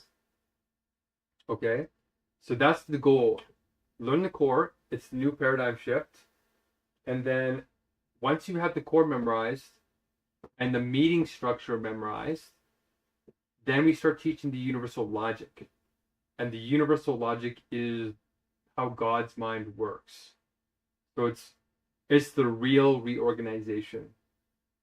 And it starts with pure being, pure nothing, pure becoming, pure determinate being. It teaches children God's alphabet, how God arranges concepts or meanings, pure meanings. Unlike human alphabet, which is an abomination. It doesn't make any sense. It's just like what our animal like voice boxes can make, right? But that's not God's government. That's not God's alphabet. That's our alphabet. So we teach 2 types of alphabet: A, B, C, D, E, F, G, right? The English one, and each language has its own version. And then there's God's alphabet, which is the universal logic. And that works in trinities. It works in conceptual structures. So that alphabet is what is missing in the world today, and is why Bible studies are distorted and the spirit is choked off. And this is also how we're going to get atheists to love God too, because we've proven God with God's alphabet. That's what science actually is. Okay? That's called the proof of truth, which I can send you. But we need to get university professors to look at it and want to publish it with me and see the value in it. So this is the progress that I sent you in that post. You do the core, then you do the form, and the form helps us set the meetings, so that when you get to your individual meeting, you get paid by that person giving you what you need. Okay? Even if it's not money, it might be a car, it might be gasoline, it might be a computer or a laptop, or it might be like something that you need. Okay? So that's why filling out the form is the next step once you have the core memorized. And it tells us about you and your essence. Okay, and then once that happens, we start having the meetings. We do all of our meetings on this platform now. Everything will be on here. But because I'm recoding it, it's kind of broken right now, so that's why I'm not pushing it on you. I'm giving you time to learn this and to do the form while I'm coding with AI in the background like this. So this is the most powerful AI available to the public right now, and you can see it's coding everything in the software. And this is what I'm doing all day, is I'm designing and I'm designing and I'm designing. And this is why we've done about $2 million of coding. Okay, so it doesn't look like it, but this website right here is probably $2 million worth of code. There's 252 features in here that disrupt and wreck the spirit. So once all those features are running, it makes sure the spirit continues smoothly. That's what human facilitators are supposed to do. Like priests and the Pope and all, they have huge meetings and they're supposed to do this for people. And they do it very badly. Because it's 252 things you got to keep in mind, and it's overwhelming. So you have to have a little team called the flow rolls to keep the meetings balanced, and you share it amongst many people. So when we have the Ugandans and the Kenyans in the meetings, there's 4 main flow rolls, and then there's co-flow rolls, and there's co-flow rolls. So there's 12 main roles that look after the whole energy of the meetings. But then when we get to higher levels, like 320 some people, that we have 320 people taking on flow rolls. So it's still 4 teams, but you subdivide every team so that every single person takes care of one aspect and they do it very, very well. And when we do that, the meetings become extraordinary. They become lifted. Everybody leaves feeling seen, supported, heard. They get to debate policy. They get a gift exchange at the end, so they get something practical. But they also get the highest metaphysics they've ever had, the best Bible studies they've ever had. Questions that they could never get answered can now be answered by God's alphabet, or we call God's being. So there's a lot. This is the paradigm shift. It's all changing at once. God's kingdom is a fundamentally different spirit, a different perspective. Everything looks the same, but the logic of it is different. Right? Be in the world, but not of the world. We're designing a new kingdom for real. So you're seeing the very beginning pieces of it, but it's kind of broken right now because I'm in the middle of coding it.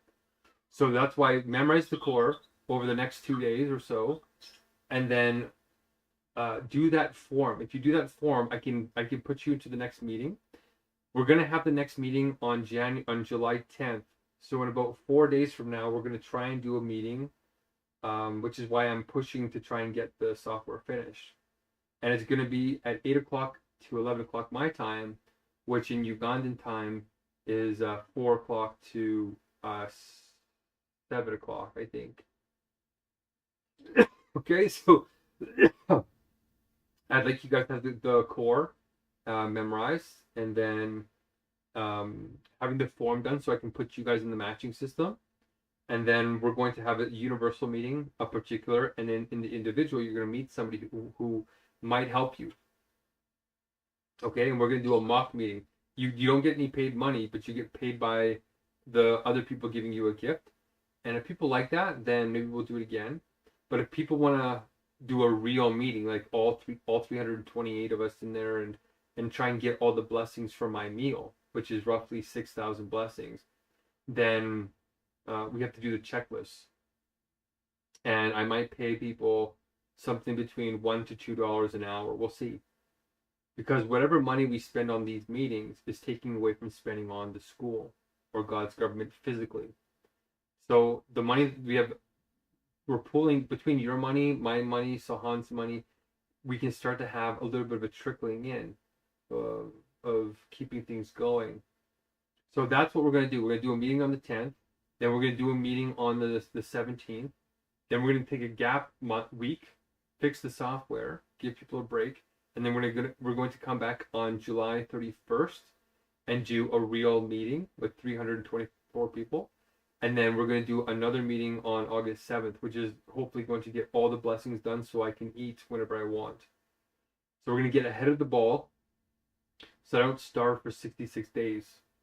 And then hopefully by this point, you'll be teaching the kids, you'll be knowing the core, the software will have the bugs worked out, and we're going to start sharing and picking people up all around the world. So this is the goal. And then we're going to have elections. We're going to have a big conference. And we're going to have people submit Messiah campaign elections to say that they're the best spiritual politician to run God's government. Because it is a democracy. It's like a benevolent dictatorship democracy. So we're going to be electing the Messiah, basically. And if I do a good job, then I'll come through as the real Messiah because I know all the right ideas of God and God's alphabet. But all these other guys who think that they're the Messiah, it's just like back in Jesus' day. There was like tons of people going around saying they're the Messiah. Everybody was desperate in Rome, in Judea. So it wasn't even it wasn't fancy or special that Jesus was going around saying he was the Messiah, and he was kind of cheeky about it. He had that secret, right? You know, what did they call it? The messianic secret. He told his disciples, don't tell anybody for the first year and a half that he was the Messiah. Just keep it on the hush hush. And then when Peter said that he was the Messiah at Caesarea Philippia, at the pagan worship site of Caesar, and Peter said, you are the Messiah, you are the true one, then Jesus immediately turned to him and said, you are the rock I will build my church upon. We'll call you Peter, not Simon. And then they went straight back to Jerusalem to fulfill prophecy, and he got murdered on the cross, nail bandaged him. Then the Holy Spirit came, charged them up at Pentecost, and then they all went for it and all got killed and sacrificed themselves to bring Christianity through Rome to transform the world. So for us, we're going to be doing something similar, except we won't have to die necessarily, and we're actually starting really the God's government. The inner kingdom that Jesus established, the way, the truth, and life, right? The logic. But we're also going to make it external too. So the inner and the outer align. An actual government, physical out there, and align with the inner kingdom. So they're one logic moving together. God's alphabet. I designed the whole government alphabet, Ministry of Logic, Ministry of Nature, Ministry. Once you learn the core, you're going to find out all this information. Okay? That's the vision. For the next month, that's the vision. Now, in Kenya, we have how many churches? We have a what? Churches, we have how many? My one friend, yes, the guy's a Catholic in Kenya. He's going to try and get his Catholic church on board. So, yeah, he's a Catholic. But to me, it doesn't matter because we're uniting all the Christians. There's only one God's alphabet, and all of the human versions, Martin Luther with Protestantism, and they fragmented it. They didn't understand how all these pieces of Christianity are supposed to go together. So they fragmented the Christian spirit. We have to go in and bring them all back together. Okay. But my data is working. Yeah, you can turn your screen up. You're burning up all your data. Okay, look at this. You're not burning up as much data when my screen is off. Okay. But okay, that's good. So we're going to talk again tomorrow. Are you going to have data tomorrow?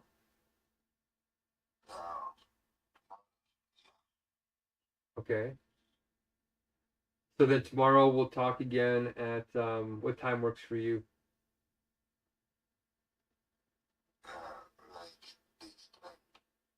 This time, 11 o'clock at night. For me, 11 o'clock at night. Okay. Yeah, it's night for me. It's 1 in the morning here. Go ahead. Sure, if you want to do it, well, at 11 o'clock my time, which is what, your time? So like 2 hours ago is when we started. So if we start 2 hours ago, that's okay. We'll do it that way. Okay? Okay, that should work. All right, then let's put her there. Memorize some of the core today, and try and fill out that form. We only have four days until the next meeting, so try and fill that out, and then I'll show you how we're going to use that to try and match you with somebody, and match you with a position in God's government. So 2 things: just try and memorize the core a little bit, even the first couple of words, and then try to do that form and fill it out the best that you can. Okay? Okay, excellent. And then Musa CZ hopefully is working his butt off and building too. It's like that I tried to alert him that we need to come on. He said I don't have that time. Really? Okay. Well, all right. Well, whenever you get donations, like let me know how much you get your donations and then how much we have. Right now we have about $800. So I have $400 for the programming of the software that was donated, and we have $400 left over from the last Hungerstrike meal. We didn't spend everything. So we have roughly 400 if we didn't want to put it to the software. But we have to make a very good case that this is the best thing to scale God's government. Because we could go around and waste a bunch of money building a brick building that'll get half built in 2 months from now, and the world will end. Like Claude Mythos will take over and destroy the whole world. We need to create a movement, which means we need to get hundreds of people believing that God has come back to earth, Messiah is here, and the Spirit is here. So we need to have the software ready, and we will inspire people by sharing in a new way that everybody leaves feeling great, and then they'll go to their friends and family, and they'll bring on 6 people, their flock, and we'll train them in the core, and it'll change the way that people think about each other. And that change is what will create a coherent spirit and heal the fragmentation from hundreds of years of African slavery and destruction and poverty and a whole bunch of bad things. So we're gonna heal all that. Okay? Okay. Okay, Richard, you're a good man, truly. Thank you for letting me explain all that. I know there's a lot on your plate. There's a lot on your plate. Okay, we'll talk to you tomorrow. Okay, stay blessed. Okay, peace. Okay, well, might have lost them, but I'm practicing, so. All right, I'm gonna eat this, and then we're gonna code. I guess if he decides to abdicate, I've only lost a couple of hours this time. All right, but these guys might pull through. These guys might actually be able to do it.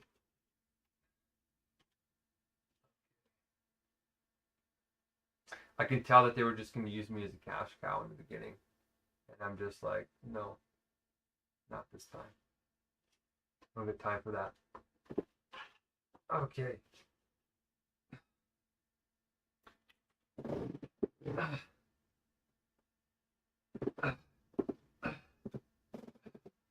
You can see the disappointment too sometimes in their eyes. Like, oh, this guy's claiming to be the Messiah. Oh, geez, what a letdown. Yeah, well, trust me. You try going 66 days without food. That's 26 days longer than Jesus was in the desert. So I kicked his butt. Not that it's a competition.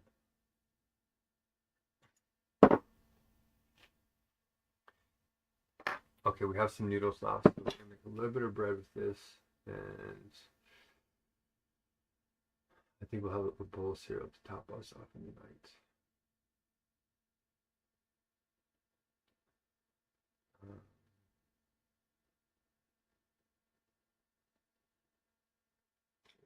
Okay.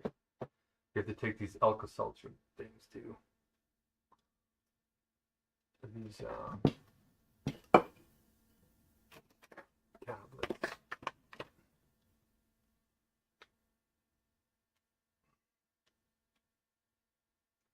I don't know how I'm supposed to cut this off.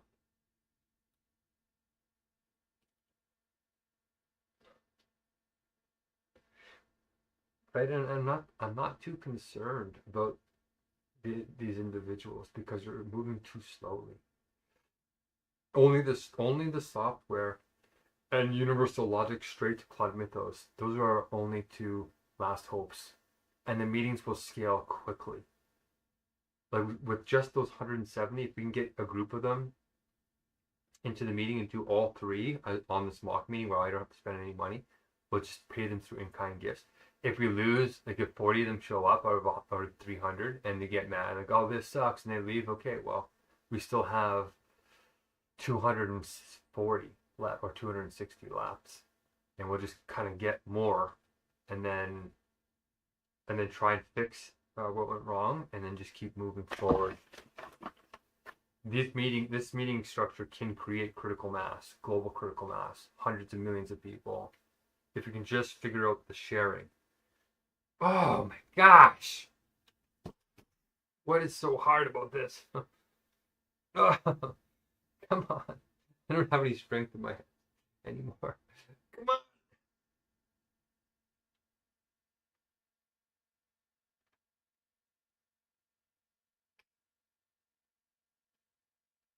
This cap. Easy refills calls or press 1-1. Oh, here we go. Got it.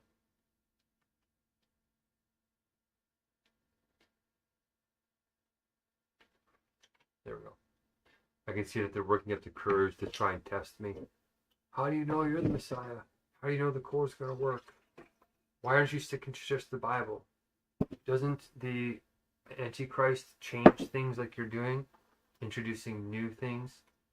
Well, it's a bit of a double bind because even knowing and quoting the Bible, you're still accused of being the Antichrist. So whether you know the Bible or you're introducing new things to the Bible, you get crucified no matter what. So it's like how ignorant the people are around you and angry determines whether you live or die. Just like the first time. Except this time we're wise to the process and don't have to die this time. Jesus already paid that price. We're going to pay the price of kingdom come.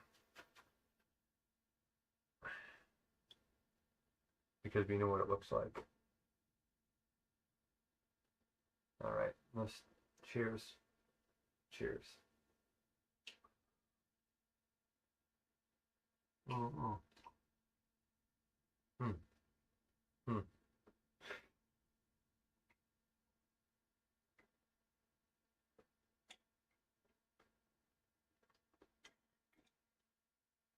Mm.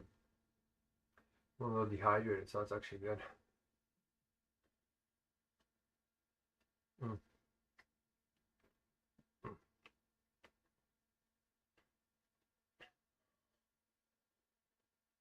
Mm.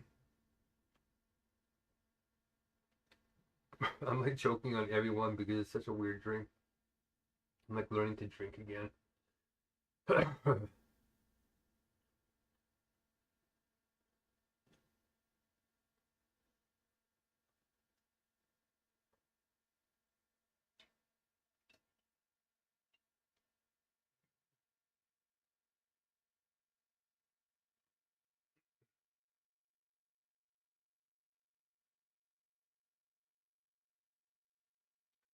Ooh.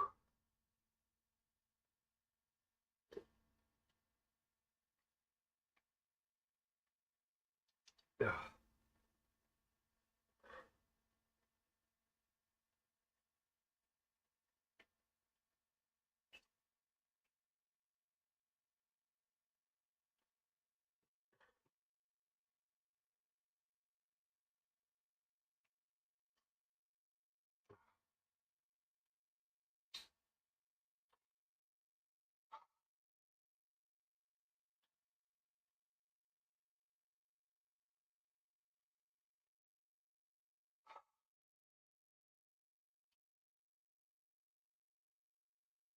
There you go. Last little piece of your dissolving.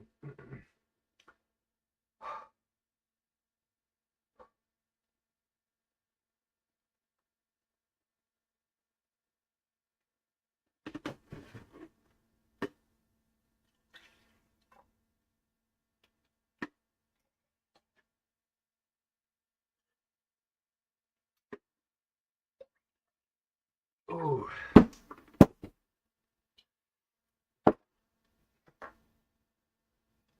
It's just so crazy to think that people are like, wow, when Jesus comes, when the Messiah comes again, I will know exactly that it's the right Messiah. So why don't they think it happened with Jesus 2,000 years ago? Nobody recognized that he was the Messiah, except for Peter. He's the only one that said it out loud. Even John the Baptist used a bunch of analogies. So, and that's because you died. The God of that time was Caesar, so they would just kill you. And they all knew that. They all knew the prophecies. They all knew about Bethlehem. They all knew about all of it. So how much of it was planned? Probably all of it. John the Baptist was related to Jesus through his mother. You know, like, small world. I feel like listening to We Three Kings. We three kings of Orient are, bearing gifts we travel upon. Fields and fountains, moor and mountains, following yonder star. Oh, oh, star of wonder, star of night, star of royal beauty bright, a lot of these songs were never original. Like it's just like pop culture that made a lot of these songs. I'm not sure how old that one is. Anyway, I'm feeling a little bit giddy because I get to eat, and it's just months of not going to bed silently hungry. I am in a jubilee right now. I am in a paradise. So simple. It's so simple. Gratefulness, appreciation for the smallest things. Becoming present with what is truly around you, the beauty that is truly around you. Okay, let's eat this. Soap because I dumped something again. Let's make a little bit of bread and oh, come on now. Come on.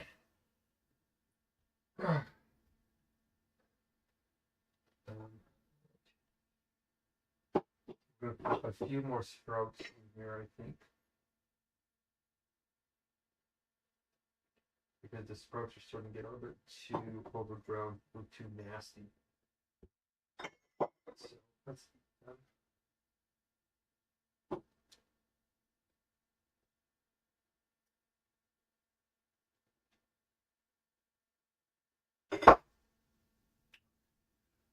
And with that, I'm gonna do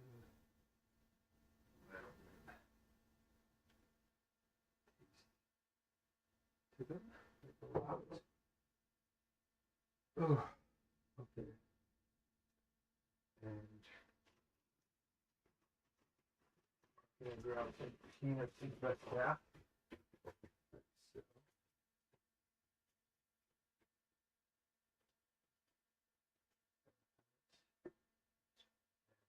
let's incorporate sprouts in here.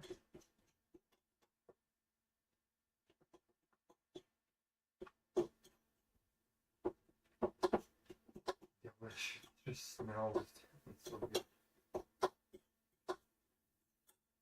Without bread, it'll not be totally satiating or fulfilling, but alright, I'm gonna get some five minutes tonight.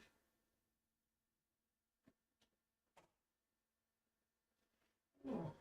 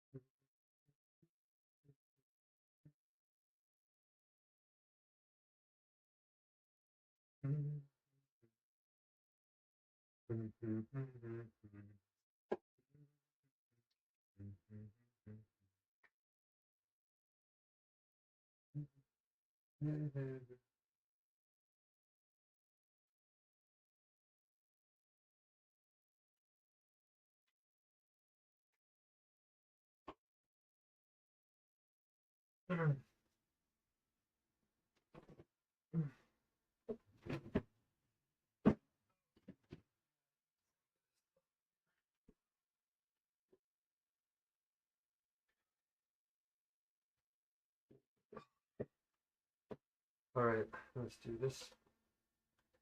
I'll do a dollop of peanut butter. To gain all my weight back, I have to eat like one of these a day, I think. That's a lot of peanut butter.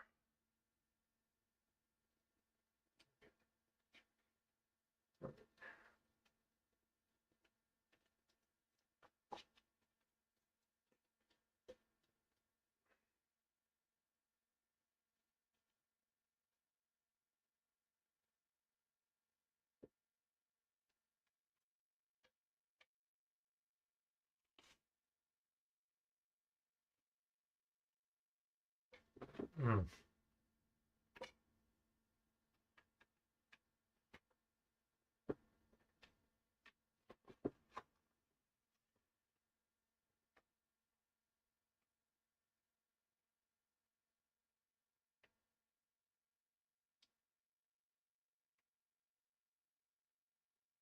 Oh.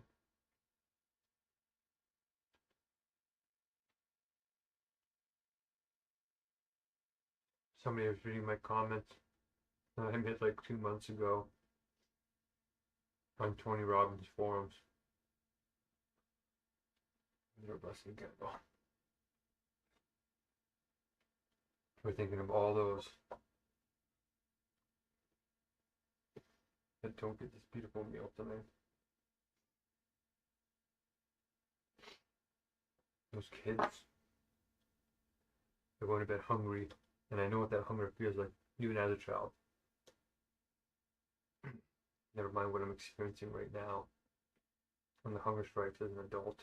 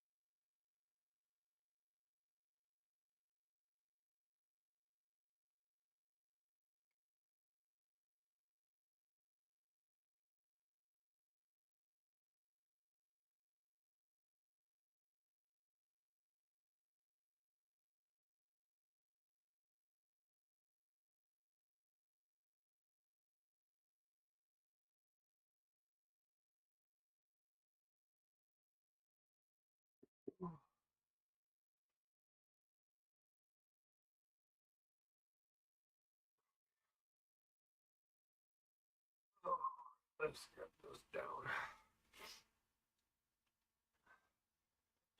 Just delicious. I wish I had lemongrass. That's the only thing. Mm.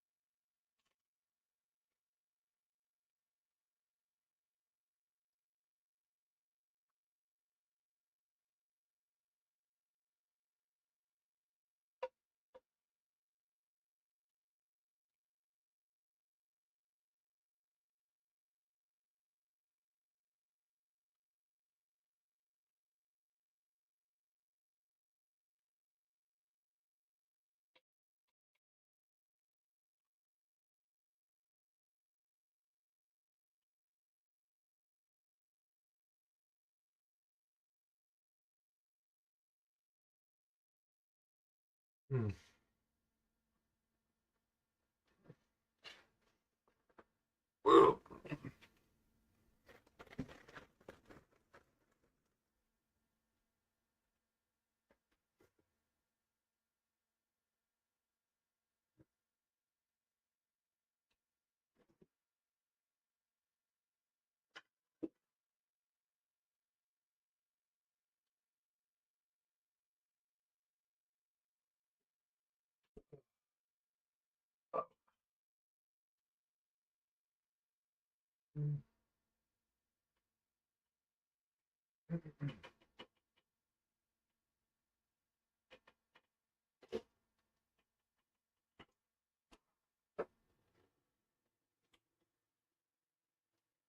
I better have a multivitamin.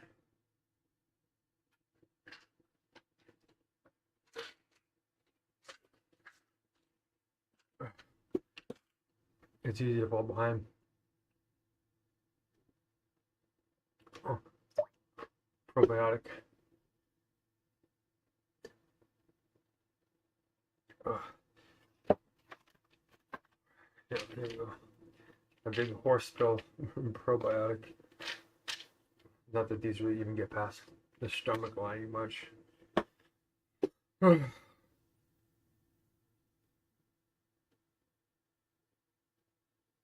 Just gonna get a little bit of strength back in my legs.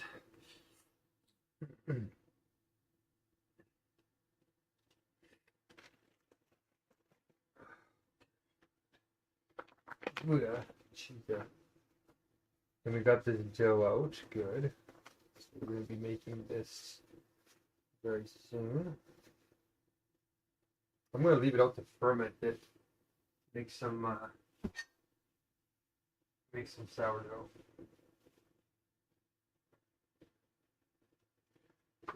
Oh, excuse me.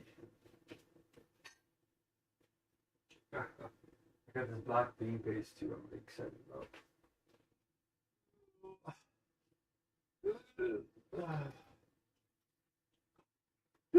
Oh.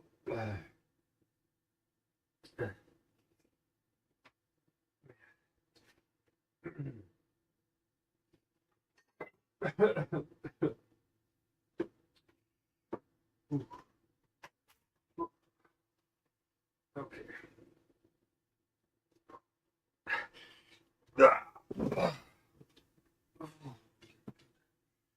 There we go. This will make me feel full with a little big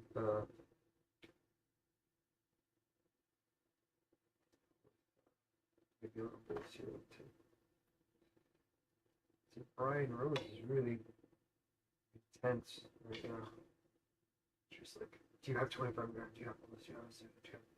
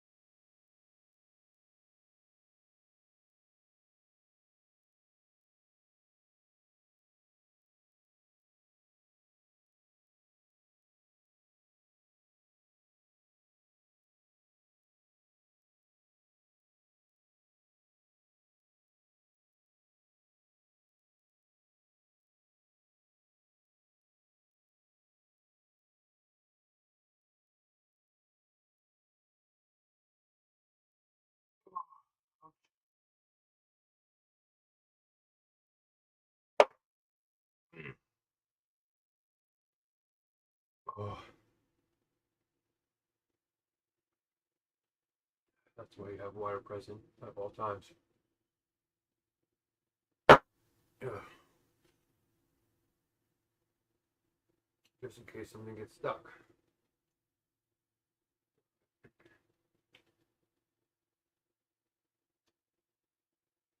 Oh.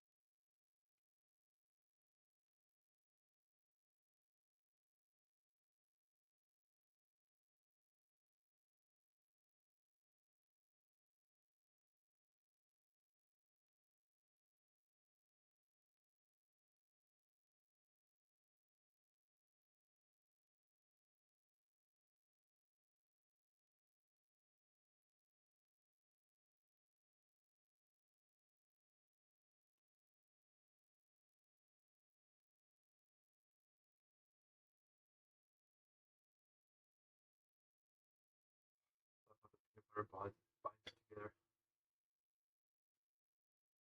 Mm.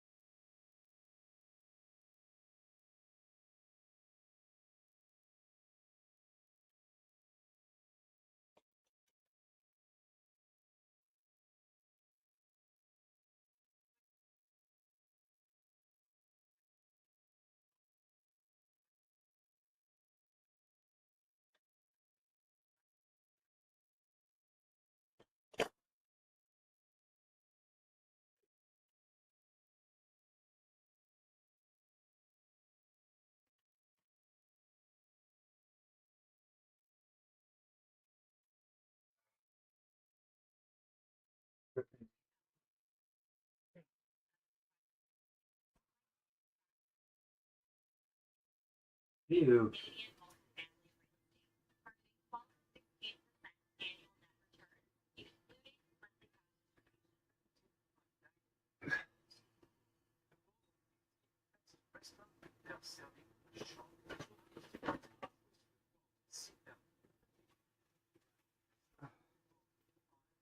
Washing this off, man.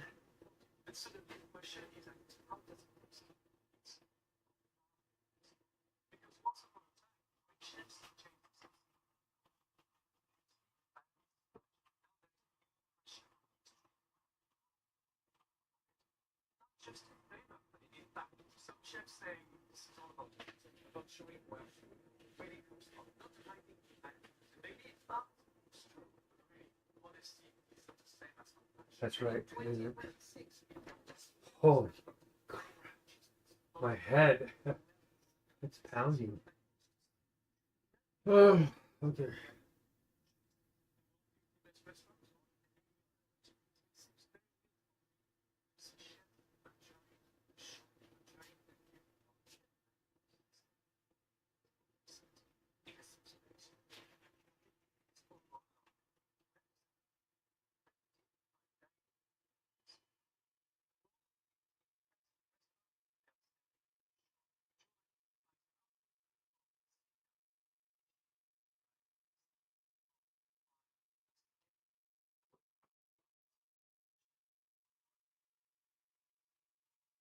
Oh.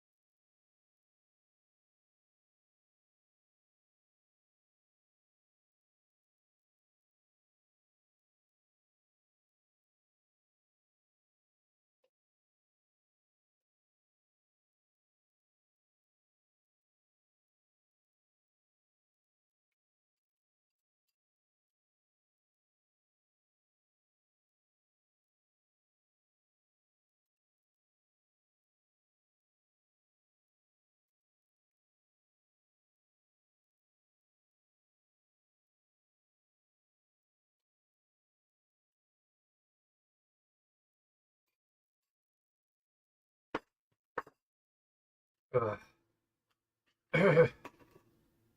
right.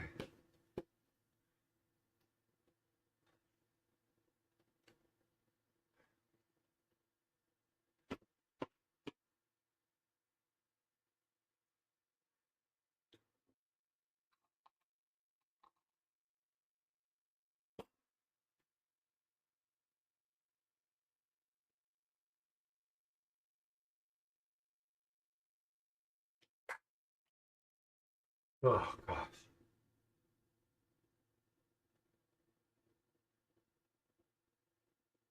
Ah.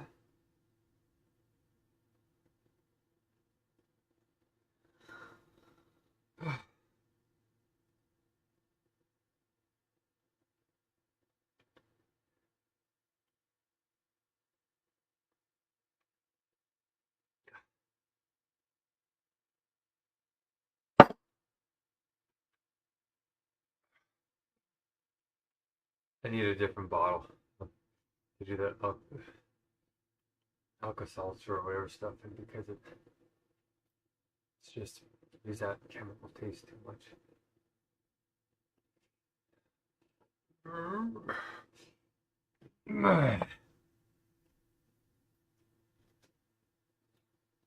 Oh boy.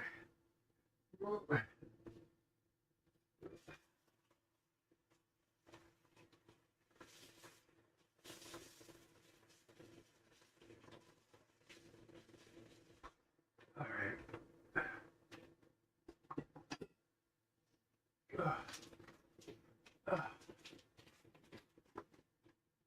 Oh boy. Yeah, pizza.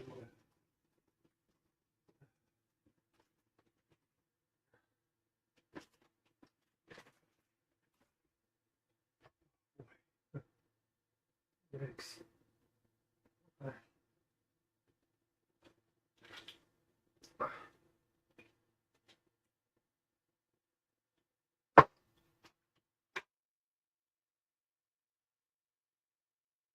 We're trying to make some stock.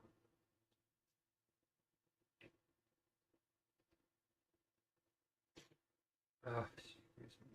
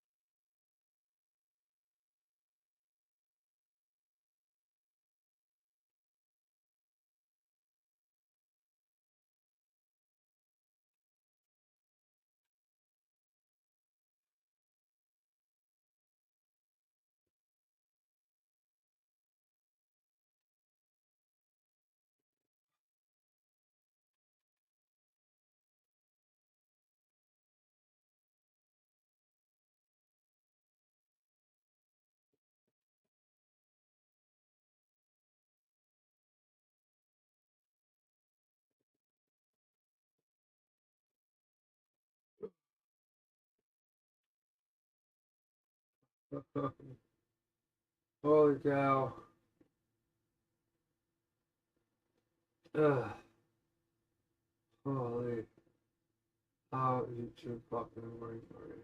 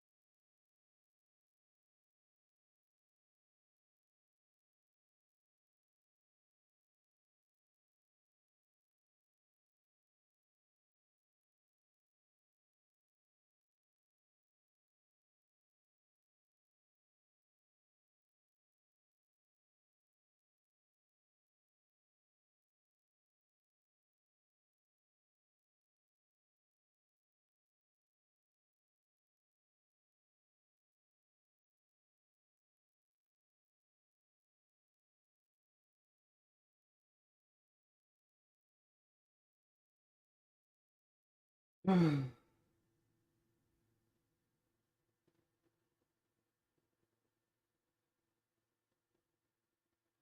man.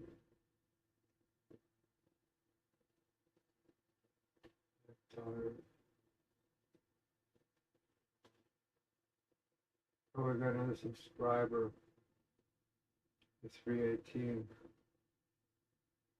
Awesome. Thank you.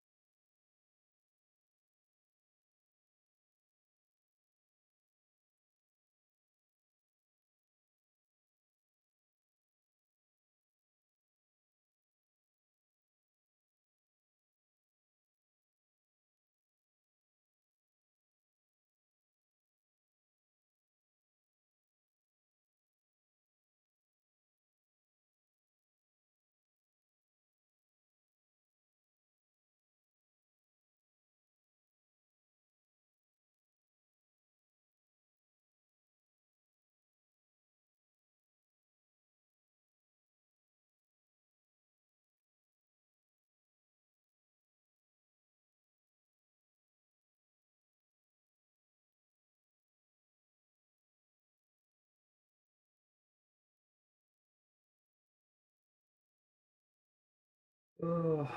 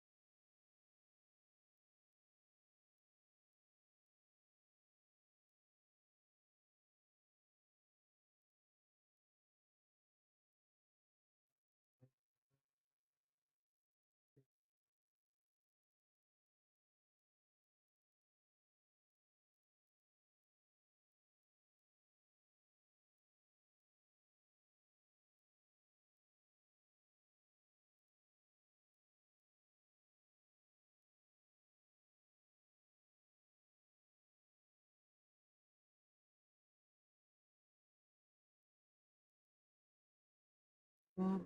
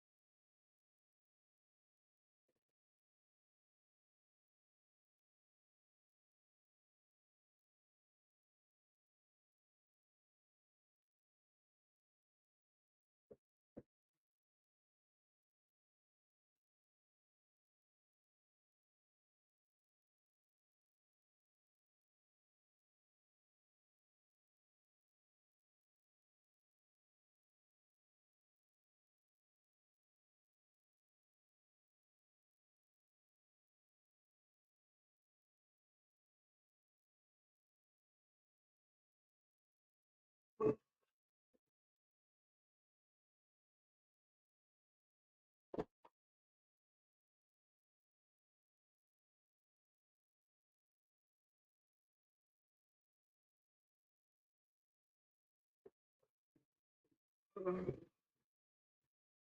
Oh.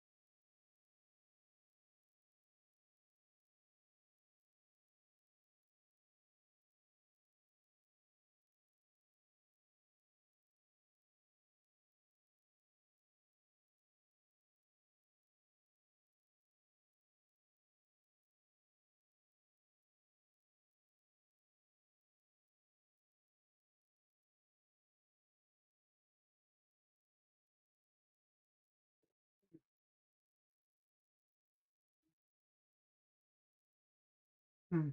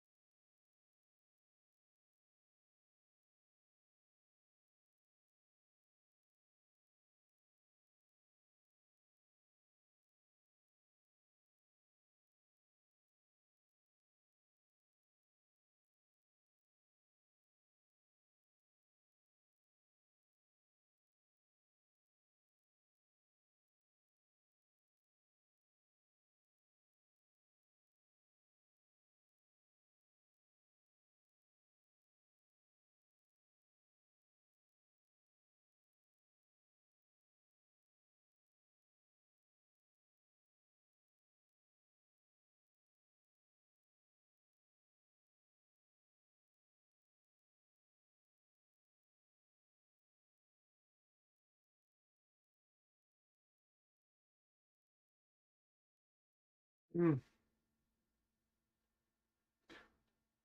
Mm. Mm.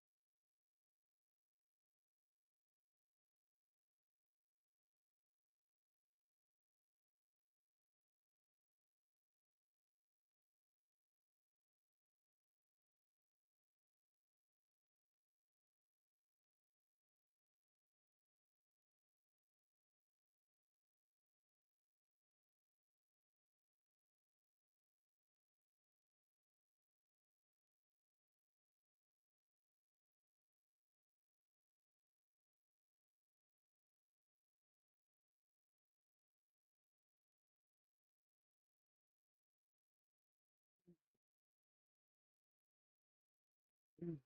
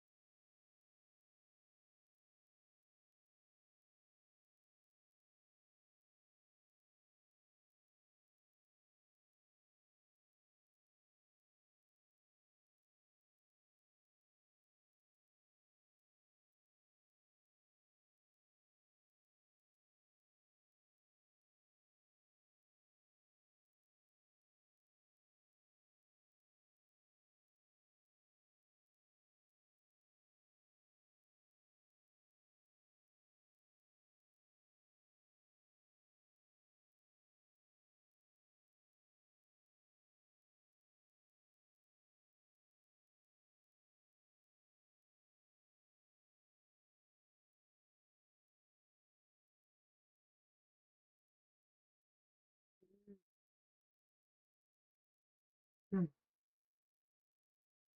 mm,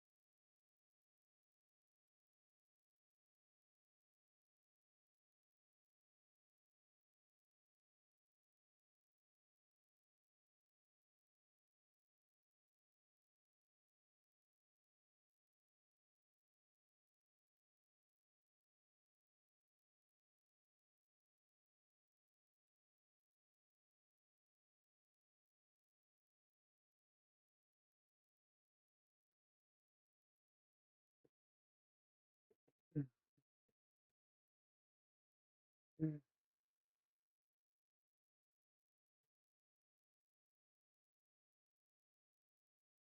mm, mm,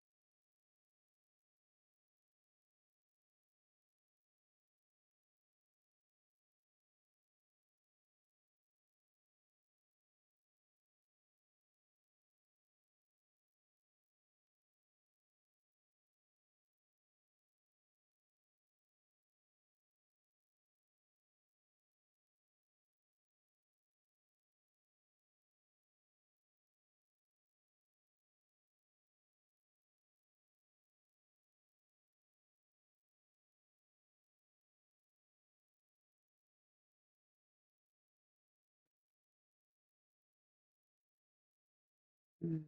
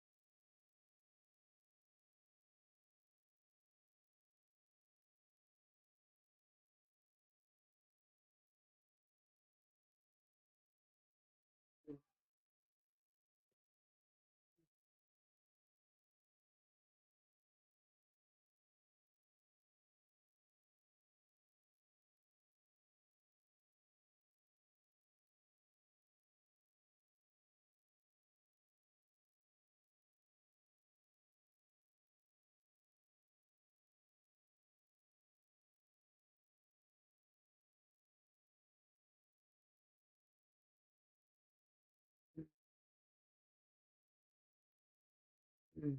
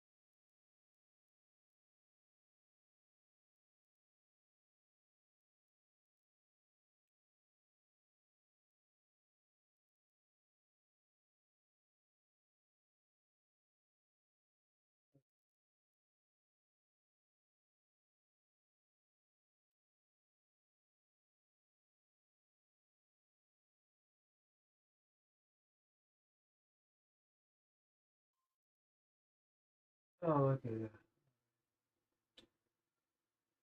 All right, Joe. So we're both here in the nick of time. Thank you for coming on time. As you know, it's on time every time because you respect your time. And this self metaphysically is time.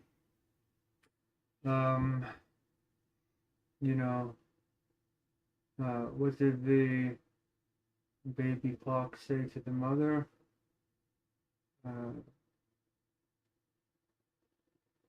Look, Mom, no hands. I can't remember that one right. But we're here more seriously because here seriously because of big parable spirits, meetings following sacred time, empowering people with ways to flow using universal tools, and one world spirit and parable spirits.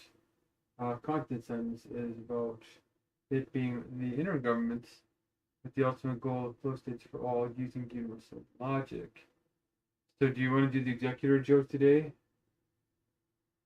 I'm actually going to be doing two different things, so probably not also do the executor. I'll do it Friday. So. Okay, let's do this then. I'm going to be the executor today, which means I am working remotely. Okay. All right, so I'll keep things flowing and fair. I'll also do the strategist, which keeps tracks of goals and ideas. And go ahead, Joe Isif.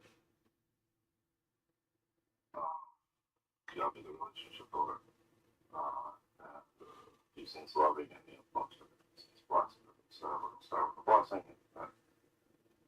Blessing goes out to the impoverished, those that are hungry, disadvantaged, and don't feel empowered and are worried about where their next meal is going to come from. Also for those individuals that are suffering, maybe not visibly suffering, but they're suffering nonetheless. They find the relief that they need, so desperately need. And for the individuals that can provide the assistance to actually step up and provide that relief that people so desperately need. So with that, we'll take a deep breath in.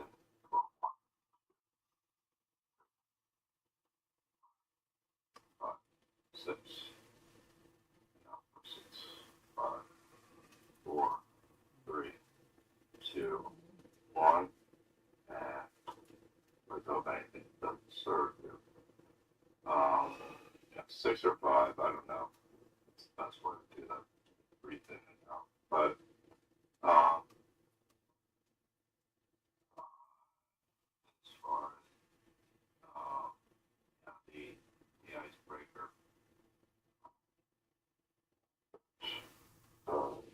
maybe is what is it that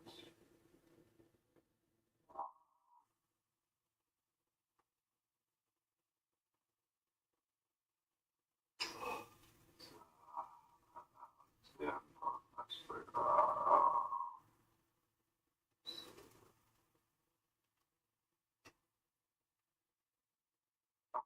What is it they find most intriguing about the United States? Patrick's birthday, why not? Hey, with that, we'll move on to the next part of the default itinerary, which of course is our check-ins. I go last as the executor from 0 to 10. We're going to say how we feel. We're going to do the icebreaker of what is our most favorite thing about the United States since it's its 250th birthday. And go ahead, Joe. You have 25 minutes.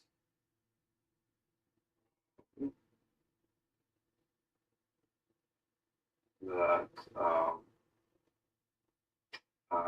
so yeah, I mean everything for me is actually on pretty well. outside of being behind on a couple of things. But that, for all the purposes that I was the weekend, able to actually spend a little bit of time outside. Very much appreciative of that. Haven't done that in a long time. I felt the distinct difference with the sunlight. I was able to spend a lot of quality time. My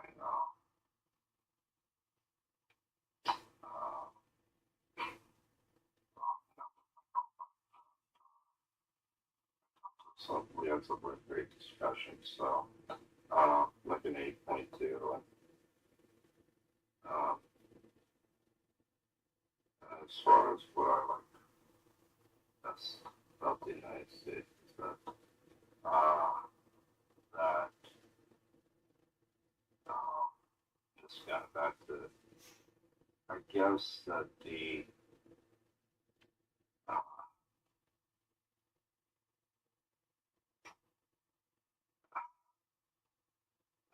there are a lot of good things about it, but I guess the idea of the divine right of kings kind of it's counter to that, to that to that approach of governance. You know, obviously, quite a few mistakes have been made, continue to be made, but that that is something where less hierarchy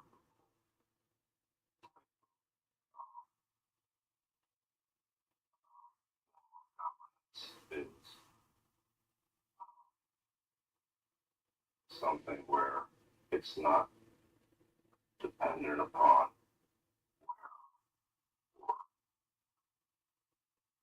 I mean, obviously, to some degree, it's always dependent upon where you're born or who you're born to, but at least that's a step in the right direction where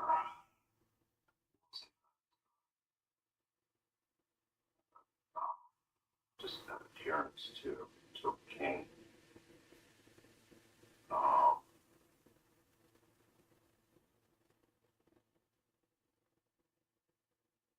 Yeah, that's it. Good. Okay. Thanks, Joe. All right, so 8.2, and you do not like the divine right of kings. That's what you're saying, right? You're saying that the United States got rid of that for the divine right of democracy, right? Yeah, I mean, the divine right of kings to me is not building a government around.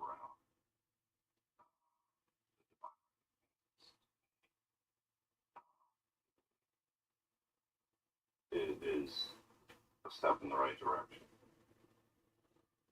Okay. All right, thanks, Joe. Well, I'll take my turn. Oh, I'm feeling like I'm in heaven because I get to eat every night when I go to sleep, and I think to myself, oh, I have to go to bed now. I can't eat.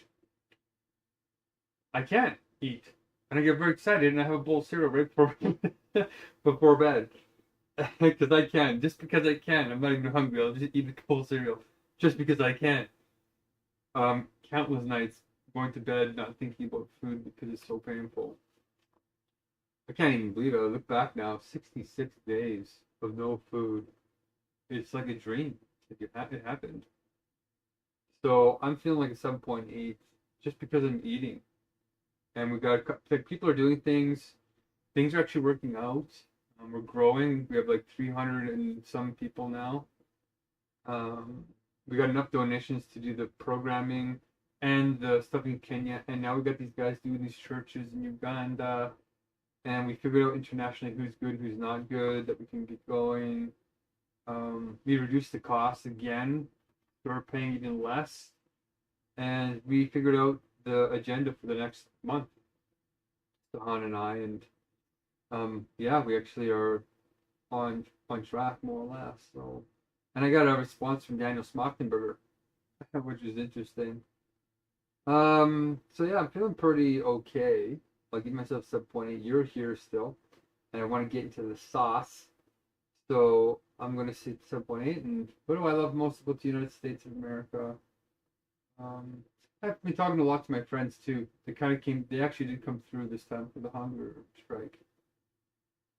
Came to the hospital, brought me food. They all bought me food. I have groceries.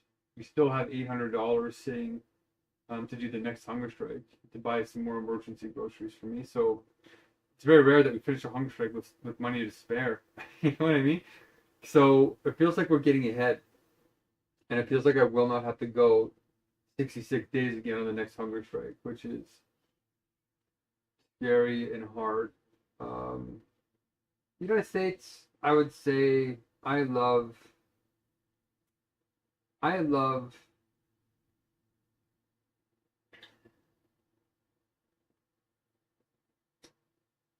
the innovation and the focus on freshness of governance and focus on honor and wisdom within the design of the Constitution. And Madison did a pretty masterful job dialectically trying to balance everything. So kind of like it has that dialectical feeling, and that the founding fathers set examples of honor. All of them had like an honorable thing about them, and they weren't the best people, right? Because you're coming out of a time of just war and slavery. But the white man ended slavery.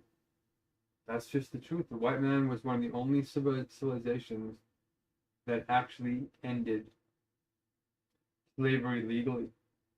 And slavery is one of the oldest institutions in human. Prostitution and slavery are some of the oldest legalized institutions in our history.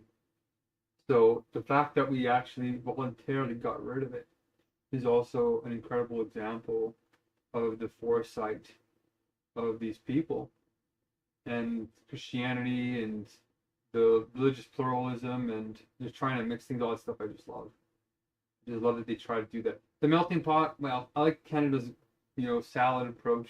That and it kind of has the kind of melting pot and the mixed salad approach, which I think is better. But of course, the best is the notion. They're all approaching the notion. So that's what we're gonna be. Okay, so with that said, I feel inspired by the United States. Let's go now to the next part of the default itinerary, and we're going to do the core. 40 seconds for you, 40 seconds for me, Joe. So I think I can't remember. Why don't you do the first 40? I'll finish off the last 40. Okay, 3, 2, 1, and go.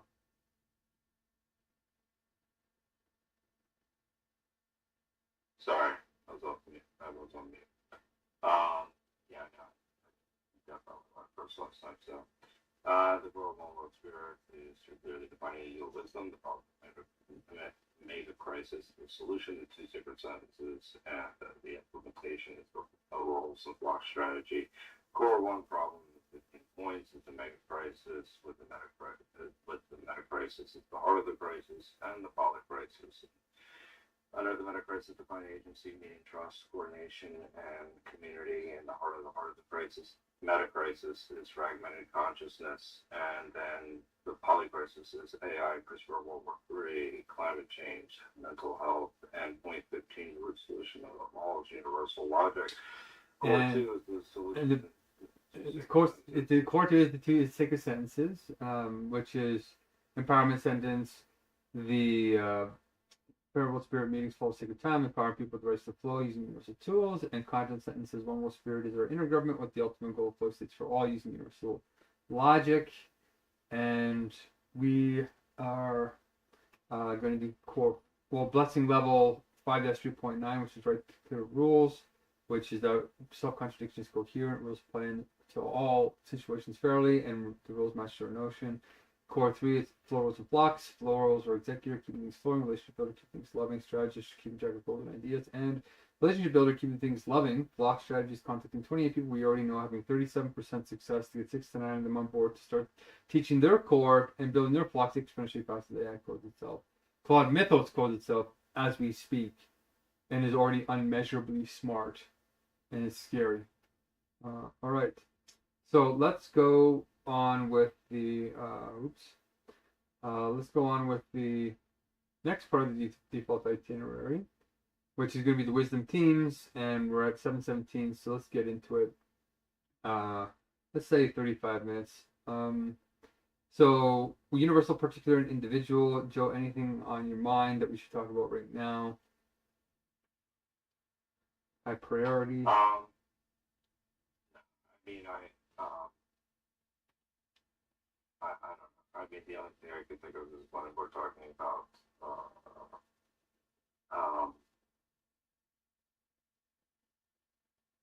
AI in general. Just I am worried about some of the financial incentives of these companies at this point, as far as what they're putting out, meaning information-wise. But so that's a major issue. But that's an ongoing issue. I don't know. There's no other reports that, other than ones that are basically speculating with maybe not with anecdotal evidence. Some things, meaning specifically employment, and I'm talking about the Wall Street Journal today. But no, I don't have anything in particular. Okay. In terms of the universal, yeah. Kevin O'Leary is starting to see some weird things. He's really getting into these 2 AI booms. He's like the rich dude in our country, like the obnoxious rich guy. But he's sometimes right. So they're all getting into the AI game now, because it's going to start to become profitable here soon. I'm using Claude Mythos Fable for the coding, and it is better. I have to use up all the credits between today and tomorrow, though, because they're going to probably take it offline again. In terms of the dangers, they're not going down. It is pretty scary. The wealth concentration is absurd right now. And I don't know if you want to stay for this next call, Joe. I got to call you in about 45 minutes, so we can't really go over. But there's a guy named Brian Rose. Do you know who that is? Brian Rose, not off the top of my head. Right, Brian Rose has a program called London Real. And he interviewed 1,000 of the world's most influential people, billionaires, millionaires, yoga instructors, investors. He was an investor on Wall Street for 25 years. And he had an ayahuasca trip and had a spiritual revolution. And I didn't know. yeah, so it's a pretty big deal. And you mentioned that. Yeah, so he's sending out he's sending out a whole bunch of advertisements about how there's this crazy opportunity in Dubai to make like 95% returns. And they're going to do it through luxury renovations in these 15-year-old homes. He said that 10,000 ultra-rich families moved to Dubai last year. He said there's a mass migration happening, and that confirms my suspicion that people are relocating because they see the Megacrisis unfolding, and they're moving to safer territories where their money will protect them. And they're buying bunkers. Just found out that Trump's family, I think it was Kushner, bought the largest Cold War underground bunker ever built on an island that Angola owned. The government owned this bunker system. It's like 600. I think it's like something like 600 or 6,000 beds or something underground, like 15 kilometers deep.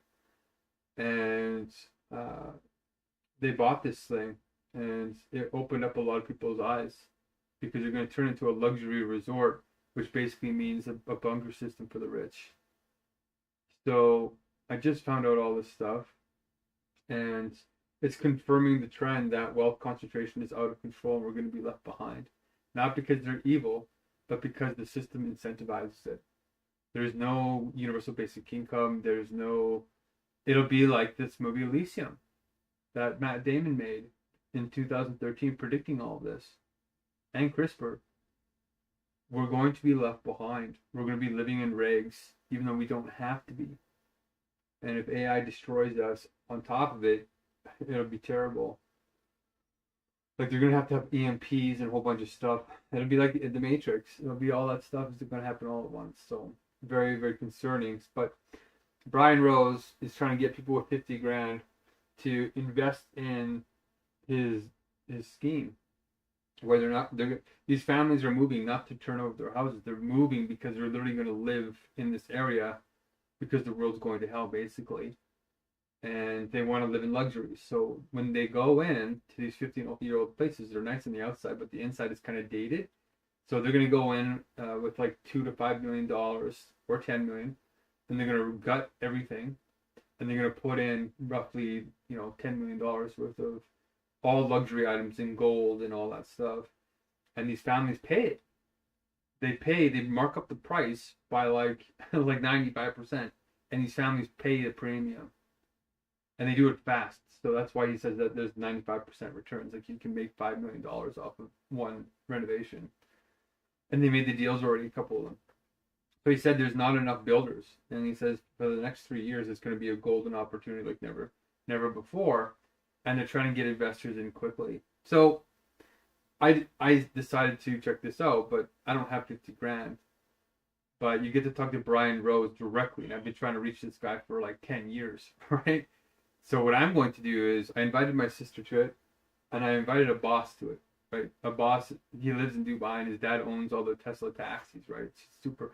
His dad bought him a Grand GT car for his birthday this year. So this kid's running around downtown saving the poor and is in this fancy sports car of like 100 grand. So I'm like, boss, you're spoiled, man. Like you don't understand reality, but you got a good heart. But you got to do the universal meritocracy test because you're just throwing your power around now, and you're trying to make it sound like wisdom, but you're actually foolish. And here's why: you still think med school is going to matter. You still think all these things are going to matter. So anyway, I invited him. I invited my sister. I got 2 calls set up today in about half an hour, and then tomorrow because they called me. I booked a meeting online, and it went through. And then they called me and booked a second time with some kind of robot online or something. It could have been a robot. I don't know. So what I'm going to do is I'm going to say, Brian, I contacted your team to cancel this meeting, but I didn't hear from anybody. So it's just me today. But I'm just here. The people that are going to sign on are maybe going to come tomorrow. I'm trying to get them to come tomorrow. But I'm just here to tell you, Brian, that this real estate thing is a waste of time because we're all going to die from cloud mythos if we don't align it with universal logic. And I need you to use your 1,000 person billionaire network to get this work of universal logic into the hands of Dario Amodei or his sister Daniela immediately. You are a rational man. So I said, this is priceless knowledge, better than this deal that you're working on in Dubai. And I know a guy that's confirmed, like boss has confirmed that it is booming there. So I said, that's just a sign that our demise is here. So will you help me, Brian Rose, implement this solution? That's going to be my pitch today because I don't got 50 grand, right? You need a 50 grand investment plus a $10,000 buy-in to their investors club. So people should buy into this guy just because of his network, not even because of the opportunity. Brian Rose is a legit guy. He tries to be a good guy. So that opportunity, Joe, is in 24 and 34 minutes. If you want to meet Brian Rose directly for 45 minutes, it could be a life altering for you. And you could say you do have the investment money, but just barely. And you can expect a return. I think it takes them the renovations take them a shockingly short period of time. Like within 1 year, you get your 5 million or whatever the cut is of 50 grand. So I'll tell him if you're interested. If you can't come today, I can tell him you can come tomorrow at 8 o'clock. at the 7th meeting, because it kind of like is an excuse, right? It's kind of like, well, I was going to cancel this meeting, but like he's so aggressive. He like sent me a message every day, 2 or 3 times a day, on my WhatsApp, on my email, on all my communication devices, saying that don't waste my time. He says, this is the real Brian Rose that you're going to meet. So the algorithms are targeting me, like sending me all these high value opportunities. I think it's because of the top 100 status and like all the Nobel Prize winners on my LinkedIn now, and I'm getting like 50,000 views on my Facebook, and 2 posts went viral, and so it's going somewhere. It feels like, Joe. But do you want to come tomorrow or today? It's probably not going to work. I mean, it sounds like a good opportunity, but I mean, it's just as much as I wouldn't mind that opportunity, but that's just the I mean, I don't know, buying into a network is, to me, it's not something that that I feel comfortable with. So it's something where I think that there's money that can go towards something that's much more effective in actually helping people. But and plus, I do have other demands to be caught up on at this point. So so I don't know if that's probably going to be a possibility for me right now. So as much as it does sound like an amazing opportunity, he does sound like an amazing guy. Looking at him this year, I mean, yeah, I mean but there are so many of these groups, like the one I told you about before. The thing, it's like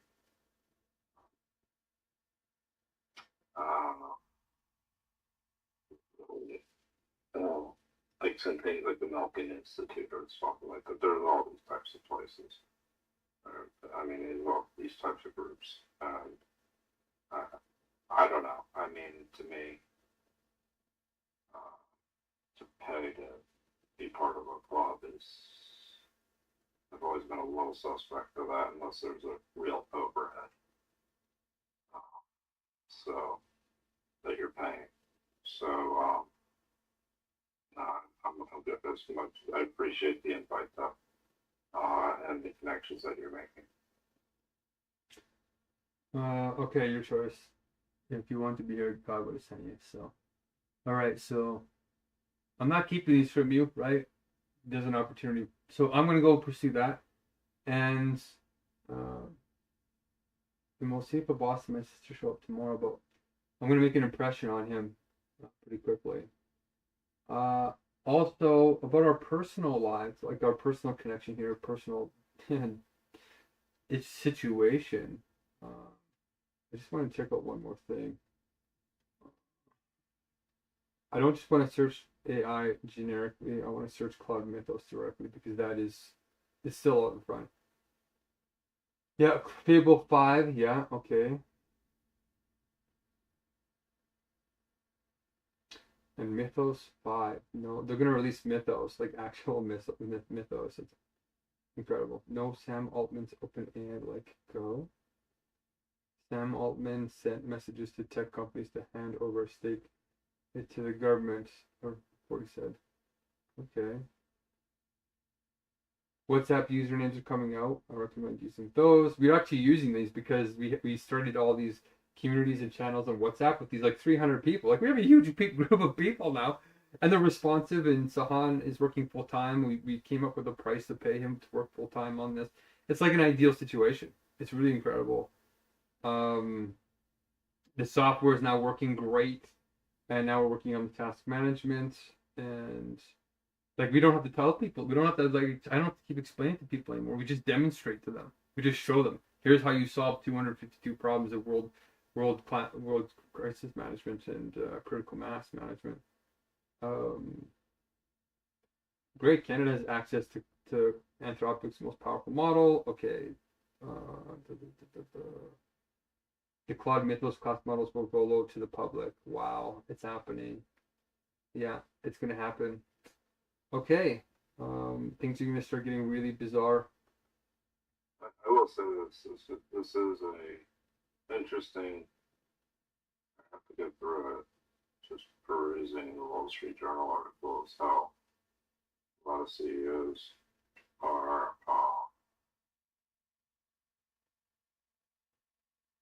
changing their opinions on job displacement. What do you mean? They don't necessarily believe it's going to be as bad as they anticipated. That Mark Zuckerberg actually has an interesting point. So, I mean, it really covers everybody's opinion on this. But that some of the earlier predictions that they had felt when it came to layoffs didn't necessarily. And Mark Zuckerberg's point about productivity grows faster than automation. That would be something more along the lines of wouldn't have as negative of an impact on the job market. However, that doesn't mean that there isn't going to be greater disparity as a result, which is still the issue that needs to be addressed. So, I mean, even if it isn't that bad, there's still going to be massive disparity between those who could hold those jobs and those who could not. So,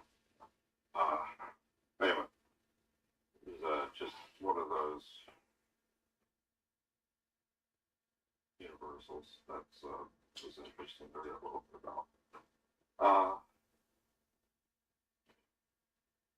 Okay. I mean, it's just an article. I mean, really, it's not formal studies, opinions, and but ideas start on what people's behaviors, as you mentioned already. Okay. I still think it's wrong. I mean, when those guys are saying, like Jerome Powell is saying, that AI is like the loom, you can't get more paltering than that. That's absurd. That guy either has dementia or he needs to go back to school to understand economics, which is absurd. He knows exactly what he's doing. But it doesn't matter. He doesn't matter anymore because Trump is replacing him with another guy. And maybe this guy will listen to Trump and do the interest rates and give Trump the advantage he needs to keep the economy going. So yeah, I don't trust those guys at all. I think that they're lying, and these jobs are going to go away even faster than people realize because it's happening right now. People are literally losing their jobs right now, and they're afraid at universities. Even Harvard was asking Jerome Powell in that interview, saying, "Hey, should we prepare to even have a job?" Yeah, I'm very optimistic about the future. The AI is like the loom; it's going to create more jobs. Well, what about the fundamental difference that like the loom doesn't keep innovating itself and taking over all jobs better than human beings can do them? What about that part? Like that seems to be a fundamental difference. No, blah blah blah blah blah blah blah. Just a bunch of garbage coming out of their mouth. So I think you can fall into that very easily, and good luck. It's gonna make your conference useless, I think. What is going to make my conference useless? Yeah, I think it is because you keep going into those directions and believing those people, and you're not trying to make a change anyway. No, it's not. It's that I'm not. That's all. I'm not discounting them either. I'm saying I engage directly. Go ahead. I didn't necessarily disagree with what you had said. So, yeah. I mean, I just look at all opinions. That's all. So. Yeah, so do I. I engage directly with like the highest guy in economics in the United States, the guy running the Federal Reserve chair there with Jerome Powell. And I'm not running from his argument either. I'm not discounting anything. I'm going into the argument. I'm telling you exactly. I dissected his argument. You're the one glossing over it. I'm saying, how could they possibly think? I'm not even commenting on that particular instance. I'm just commenting on a set of interviews with a lot of different CEOs that are actually in the industry and understand technology. So I was just merely commenting based off of, again, something that was on the cover of the Wall Street Journal today, and I also qualified it, the fact that this is anecdotal. So, but at the same time, these are people that are being quoted directly about this. Even if it is a framing of their opinions, it still is nonetheless worth mentioning. Yeah, I still think that Jerome Powell is the best example, because he's supposed to be the top leader of those guys in private banking and investment. So I think he's still the best example, and showing that they're all fake. I think also, yeah. Yeah, I mean, I don't know. He doesn't necessarily understand technology. So there's you have to weigh basically people's opinions based off of someone that's actually working with it versus someone that is, working with the Federal Reserve. So, I mean, it's there are IMS studies and all those other studies that you have to really question a lot of their assumptions, what you had talked about with it improving itself. And I don't think that that's talked about enough.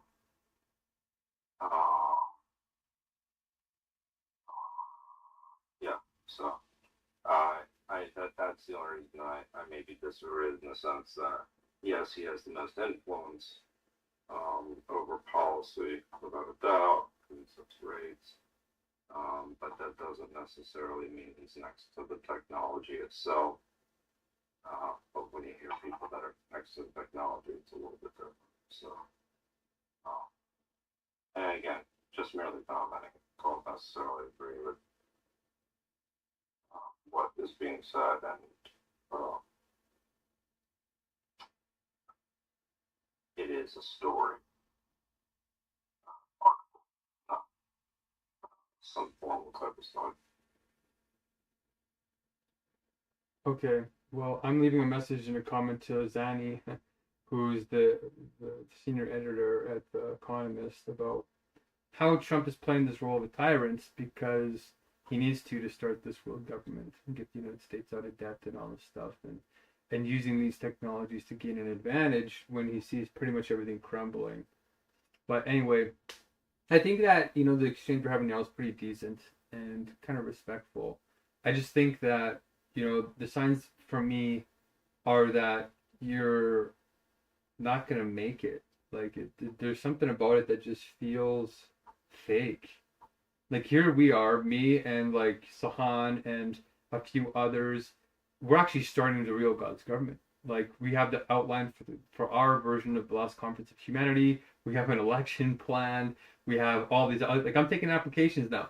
I'm actually taking applications, and we have 300 people that we can train up to do the volunteering, and we found a new payment model that might make it feasible to get to 900 for a 20,000 person audience. Like, I'm just putting the pieces in place and it's happening. Whereas your conference, I don't even know what's happening with it, but it doesn't matter because the content is off and the form is going to be off unless you copy me with the timers and everything. So it's just not exciting, and it just feels like a form of paltering, right? Because you haven't addressed any of the root concerns that I have, and vice versa.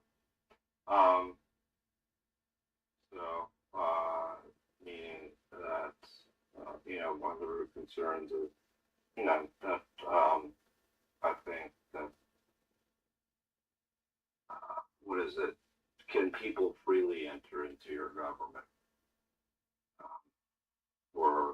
only going to be dictated to.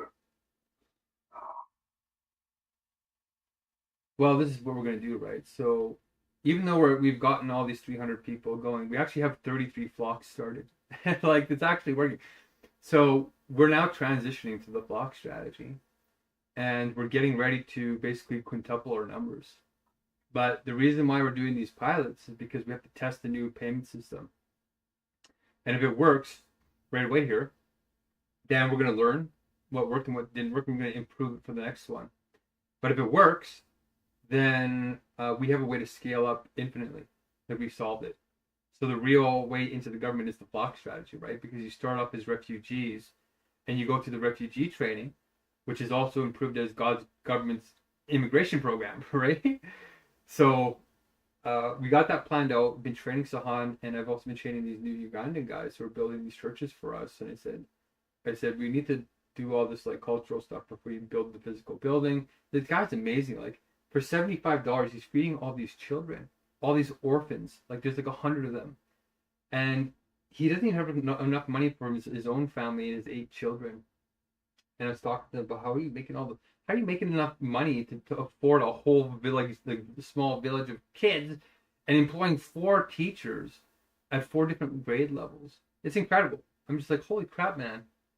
You're actually doing it. Like, I discussed it all. I'm like, wow, this actually is pretty good. So we're gonna teach the kids the new curriculum and the new teachers, and with his funding that he's scraping together, plus my funding that I'm scraping together, plus Sahan, I think we have enough to get people into the government in this voluntary way through the flock strategy, and teach them: do you want to be a refugee, or do you want to be a citizen? Here's what you have to do. When we teach anti-cult training right away, it's part of the core. And I have one of my friends, Roy, who's actually really big into anti-cult training, and he's actually doing it with me. And he really doesn't like religion. And I'm saying, well, you have to go and interface with the religion in this way. But I said, if you do it this way, it actually has meaning. And in fact, all of them are cults in a way, unless they're grounded on universal logic.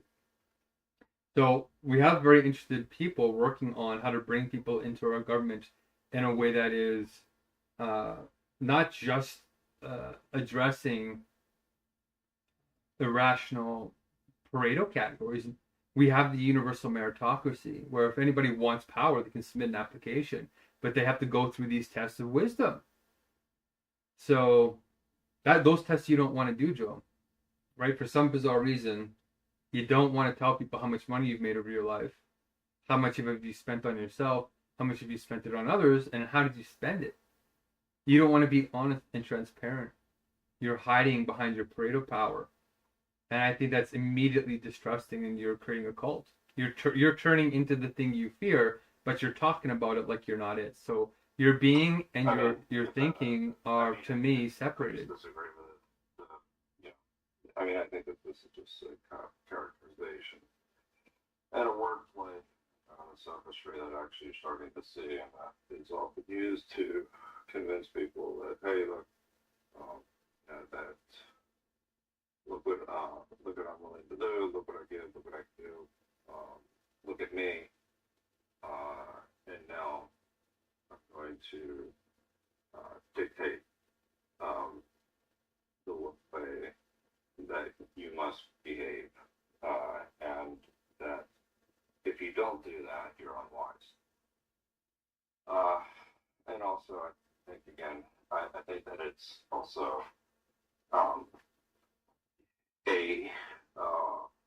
as I've mentioned in the past, this idea that that everybody's going to fit into these wisdom, and I'm going to define what wisdom is, and I'm going to come to your culture to determine what that is. That's something that's contrived, that kind of cultural appropriation, and that this is just another form of it.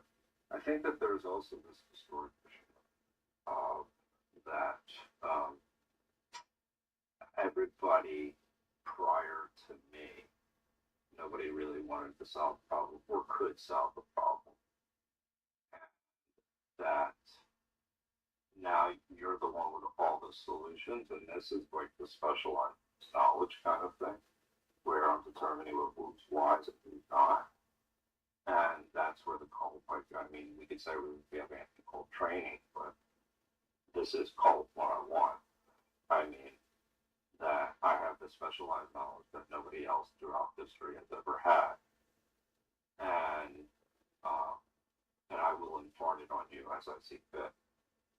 And if you shall disagree with me, I won't necessarily say that it could be something where you can freely enter into an agreement or anything along those lines. It's that you will be deemed unwise.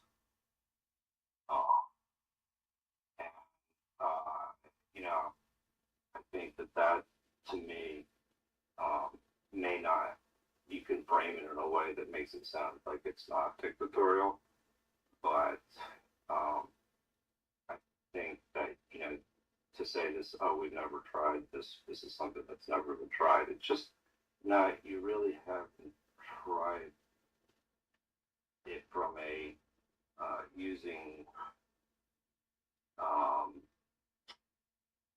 it's been tried, it just hasn't been tried using maybe the tools that you're using.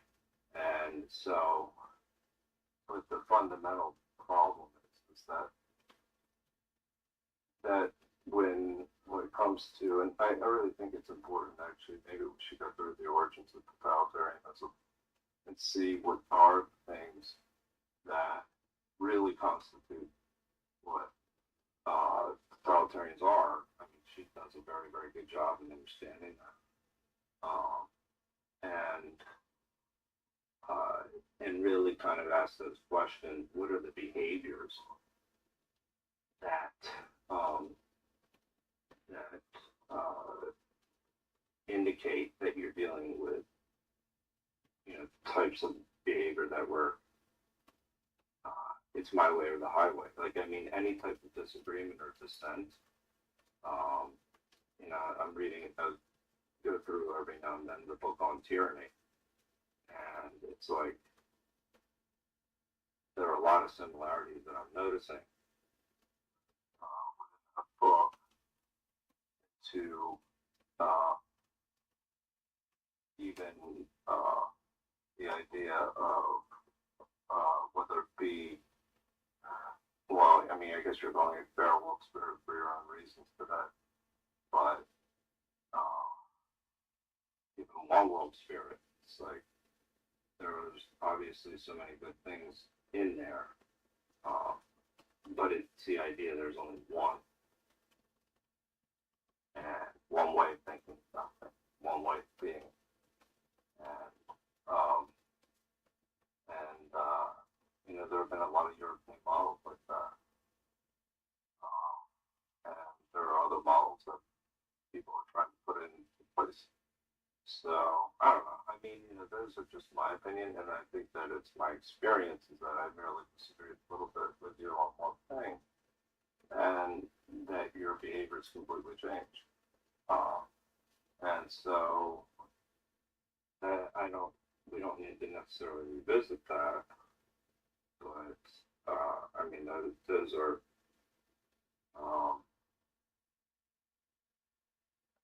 well, you know, those are things that are clear based off of, you know, even the recordings capture that, so.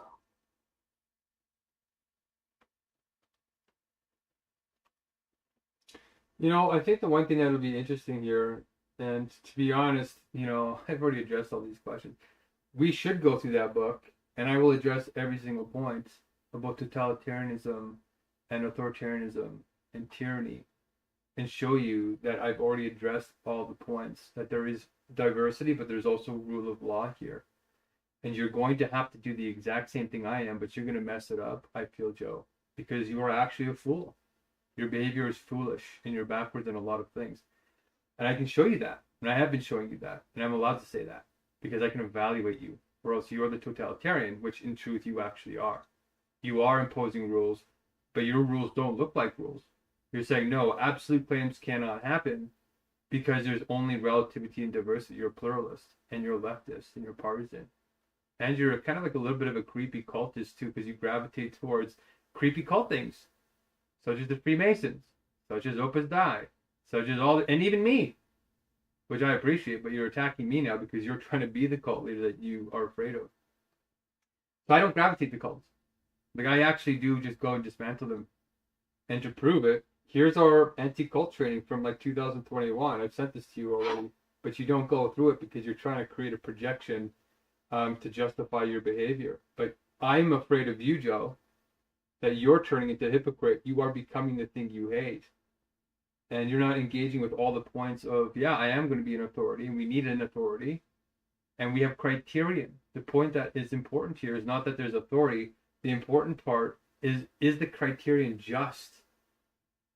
Because I already explained how even democracy is not a good thing, and that's something you're going to impose, like with an authoritarian lens. That you're just going to come in with these leftist values and disregard how history and dialectic work, and you're just going to impose this authoritarian-looking diversity. So it'll be confusing to people because you're becoming a complete hypocrite. And you can't recognize it because you're still a fool at this level. You haven't done your homework.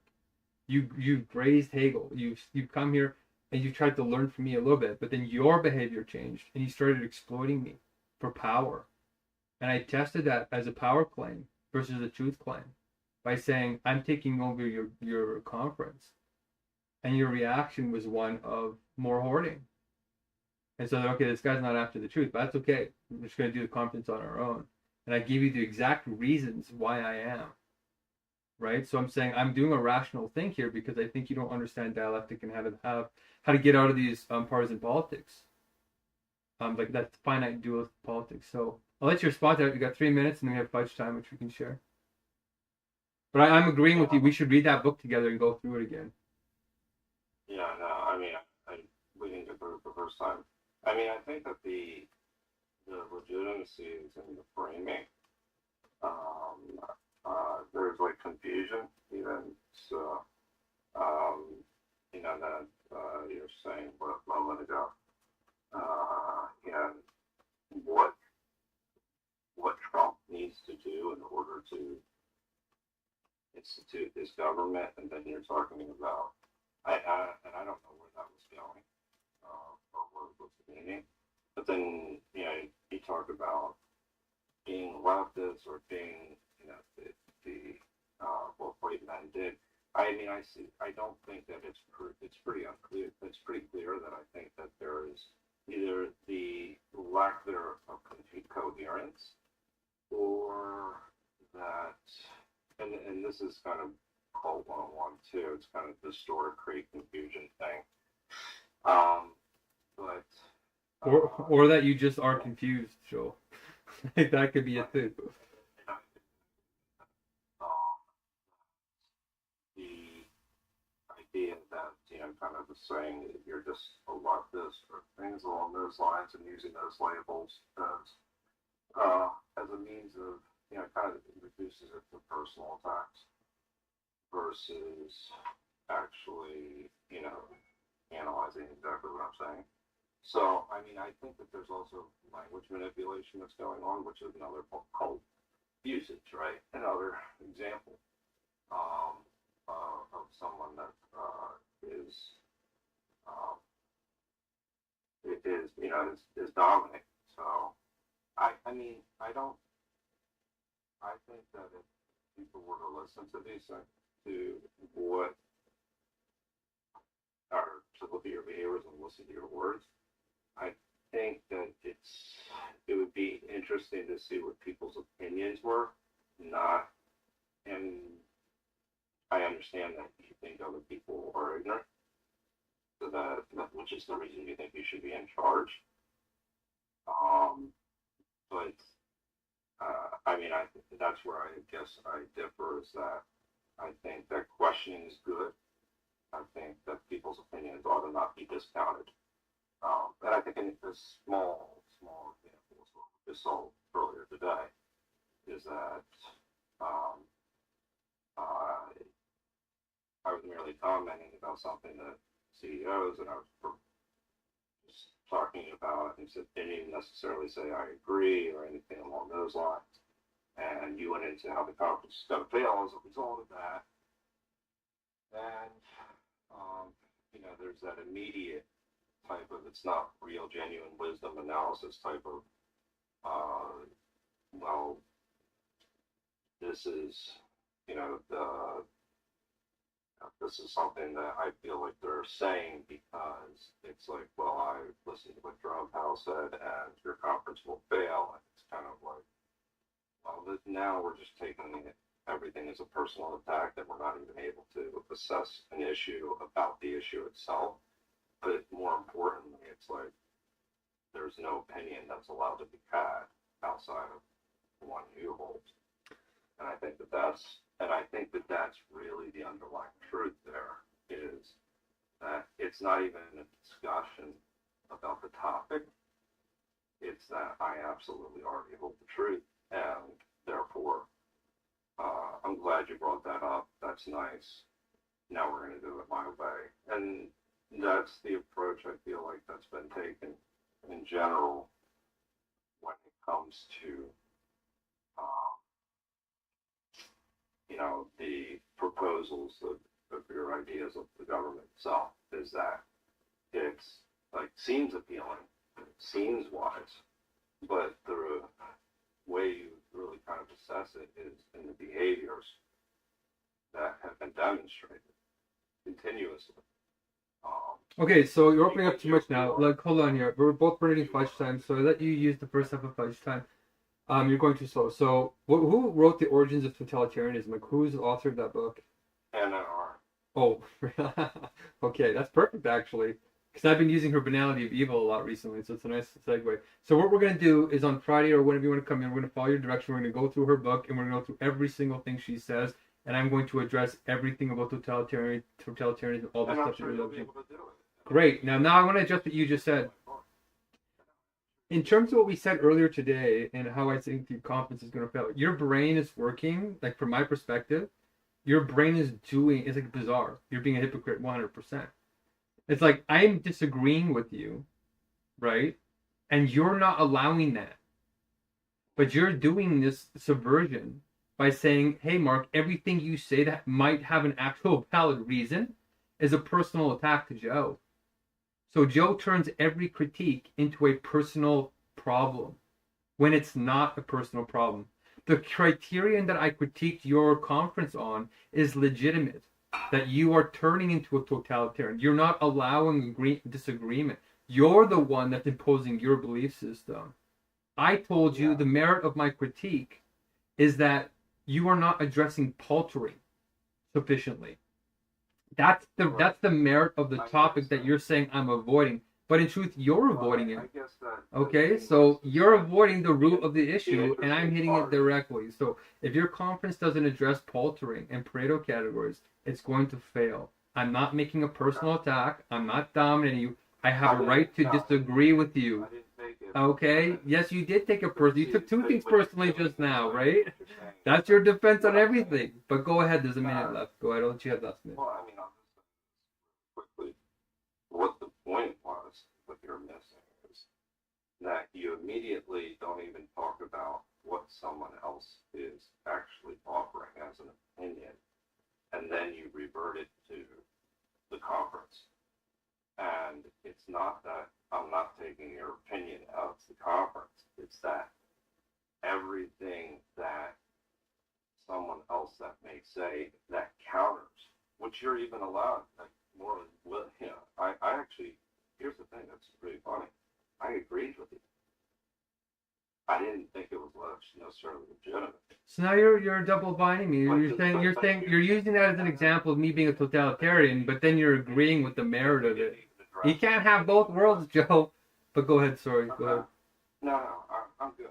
It's actually 10 o'clock, so you get to your meeting and. Oh right, yeah. We'll go through it. Son of a gun.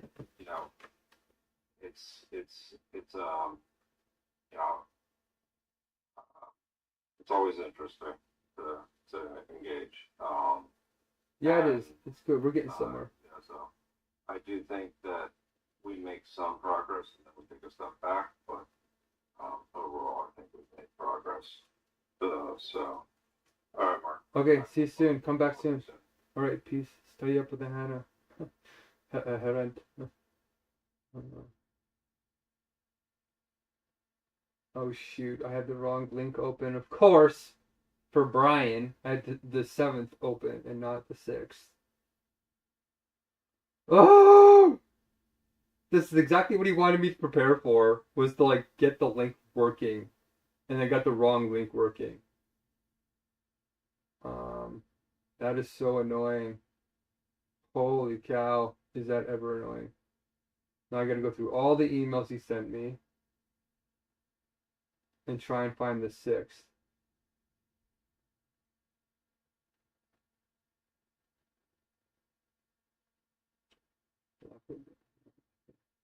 Is this it? Zoom conference for what time? Oh my gosh. What time is it? There.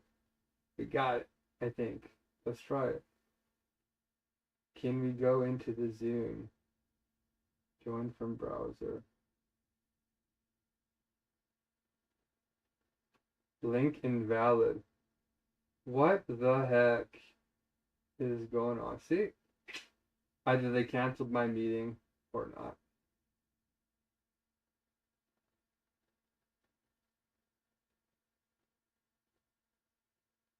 Link is invalid. They must have canceled the meeting.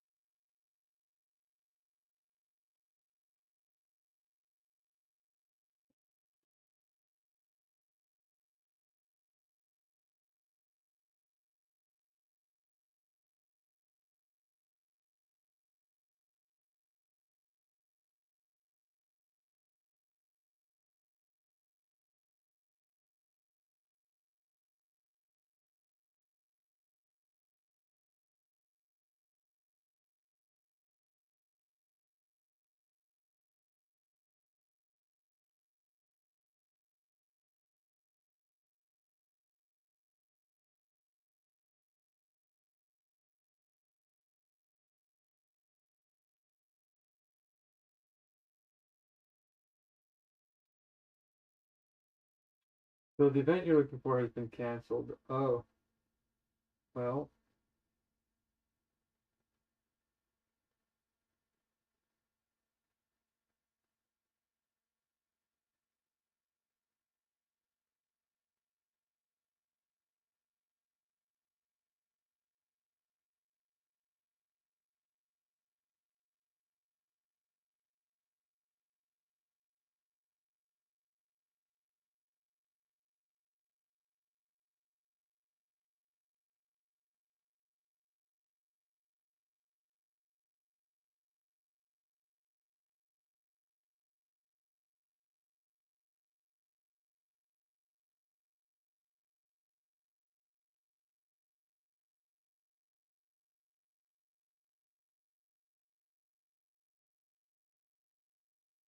Well, it was too good to be true anyway.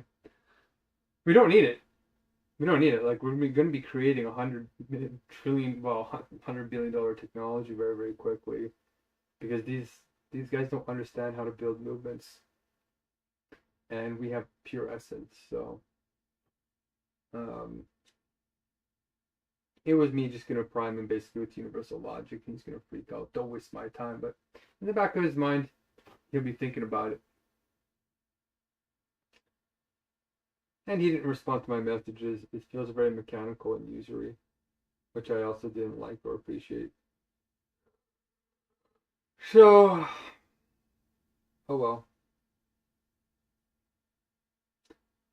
I think it's his loss in him because he doesn't have anything to teach me. His Pareto categories, which might make it easier for us to scale in the beginning, but it's going to be the love and the culture and the exchange, the gift exchange, that's going to have to do that. So, forces us to do it the right way, not rely on these guys.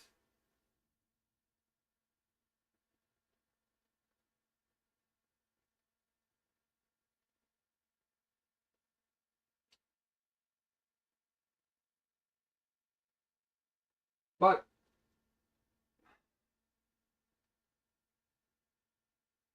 I learned his secret, and his secret is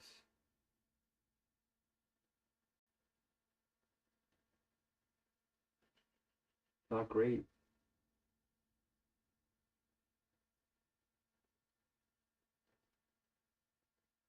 He's pandering to the ultra wealthy and exacerbating wealth concentration. So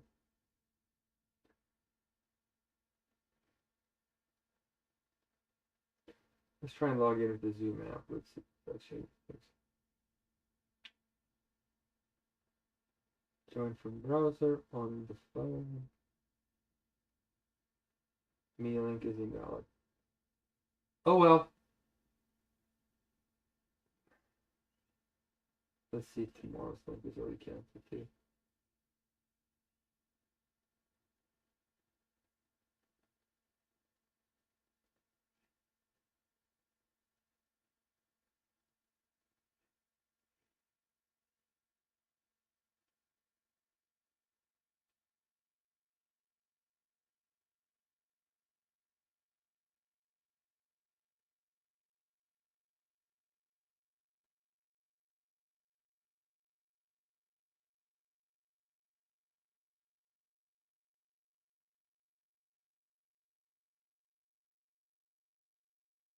Oh, it's kind of working.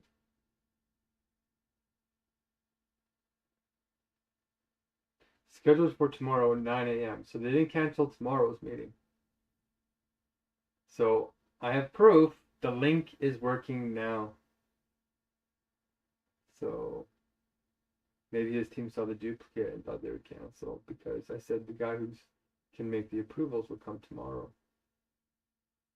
So I have 3 wealthy people and all of them are going to miss this opportunity, but if God wanted it, it would have happened.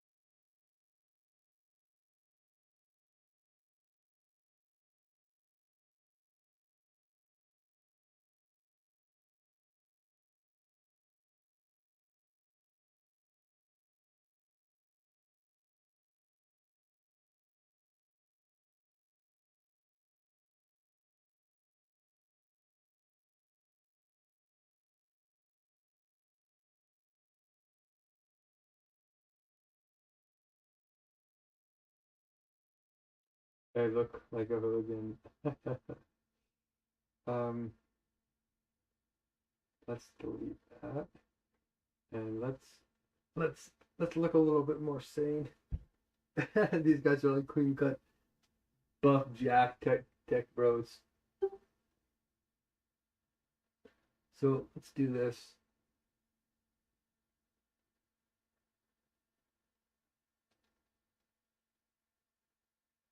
There we go. Now this is appropriate.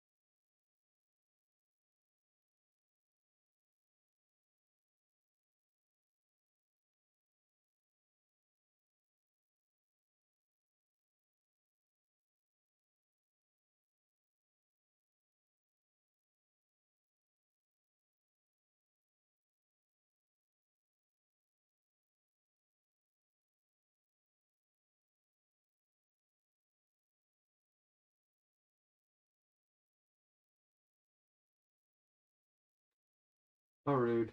They canceled that link on me.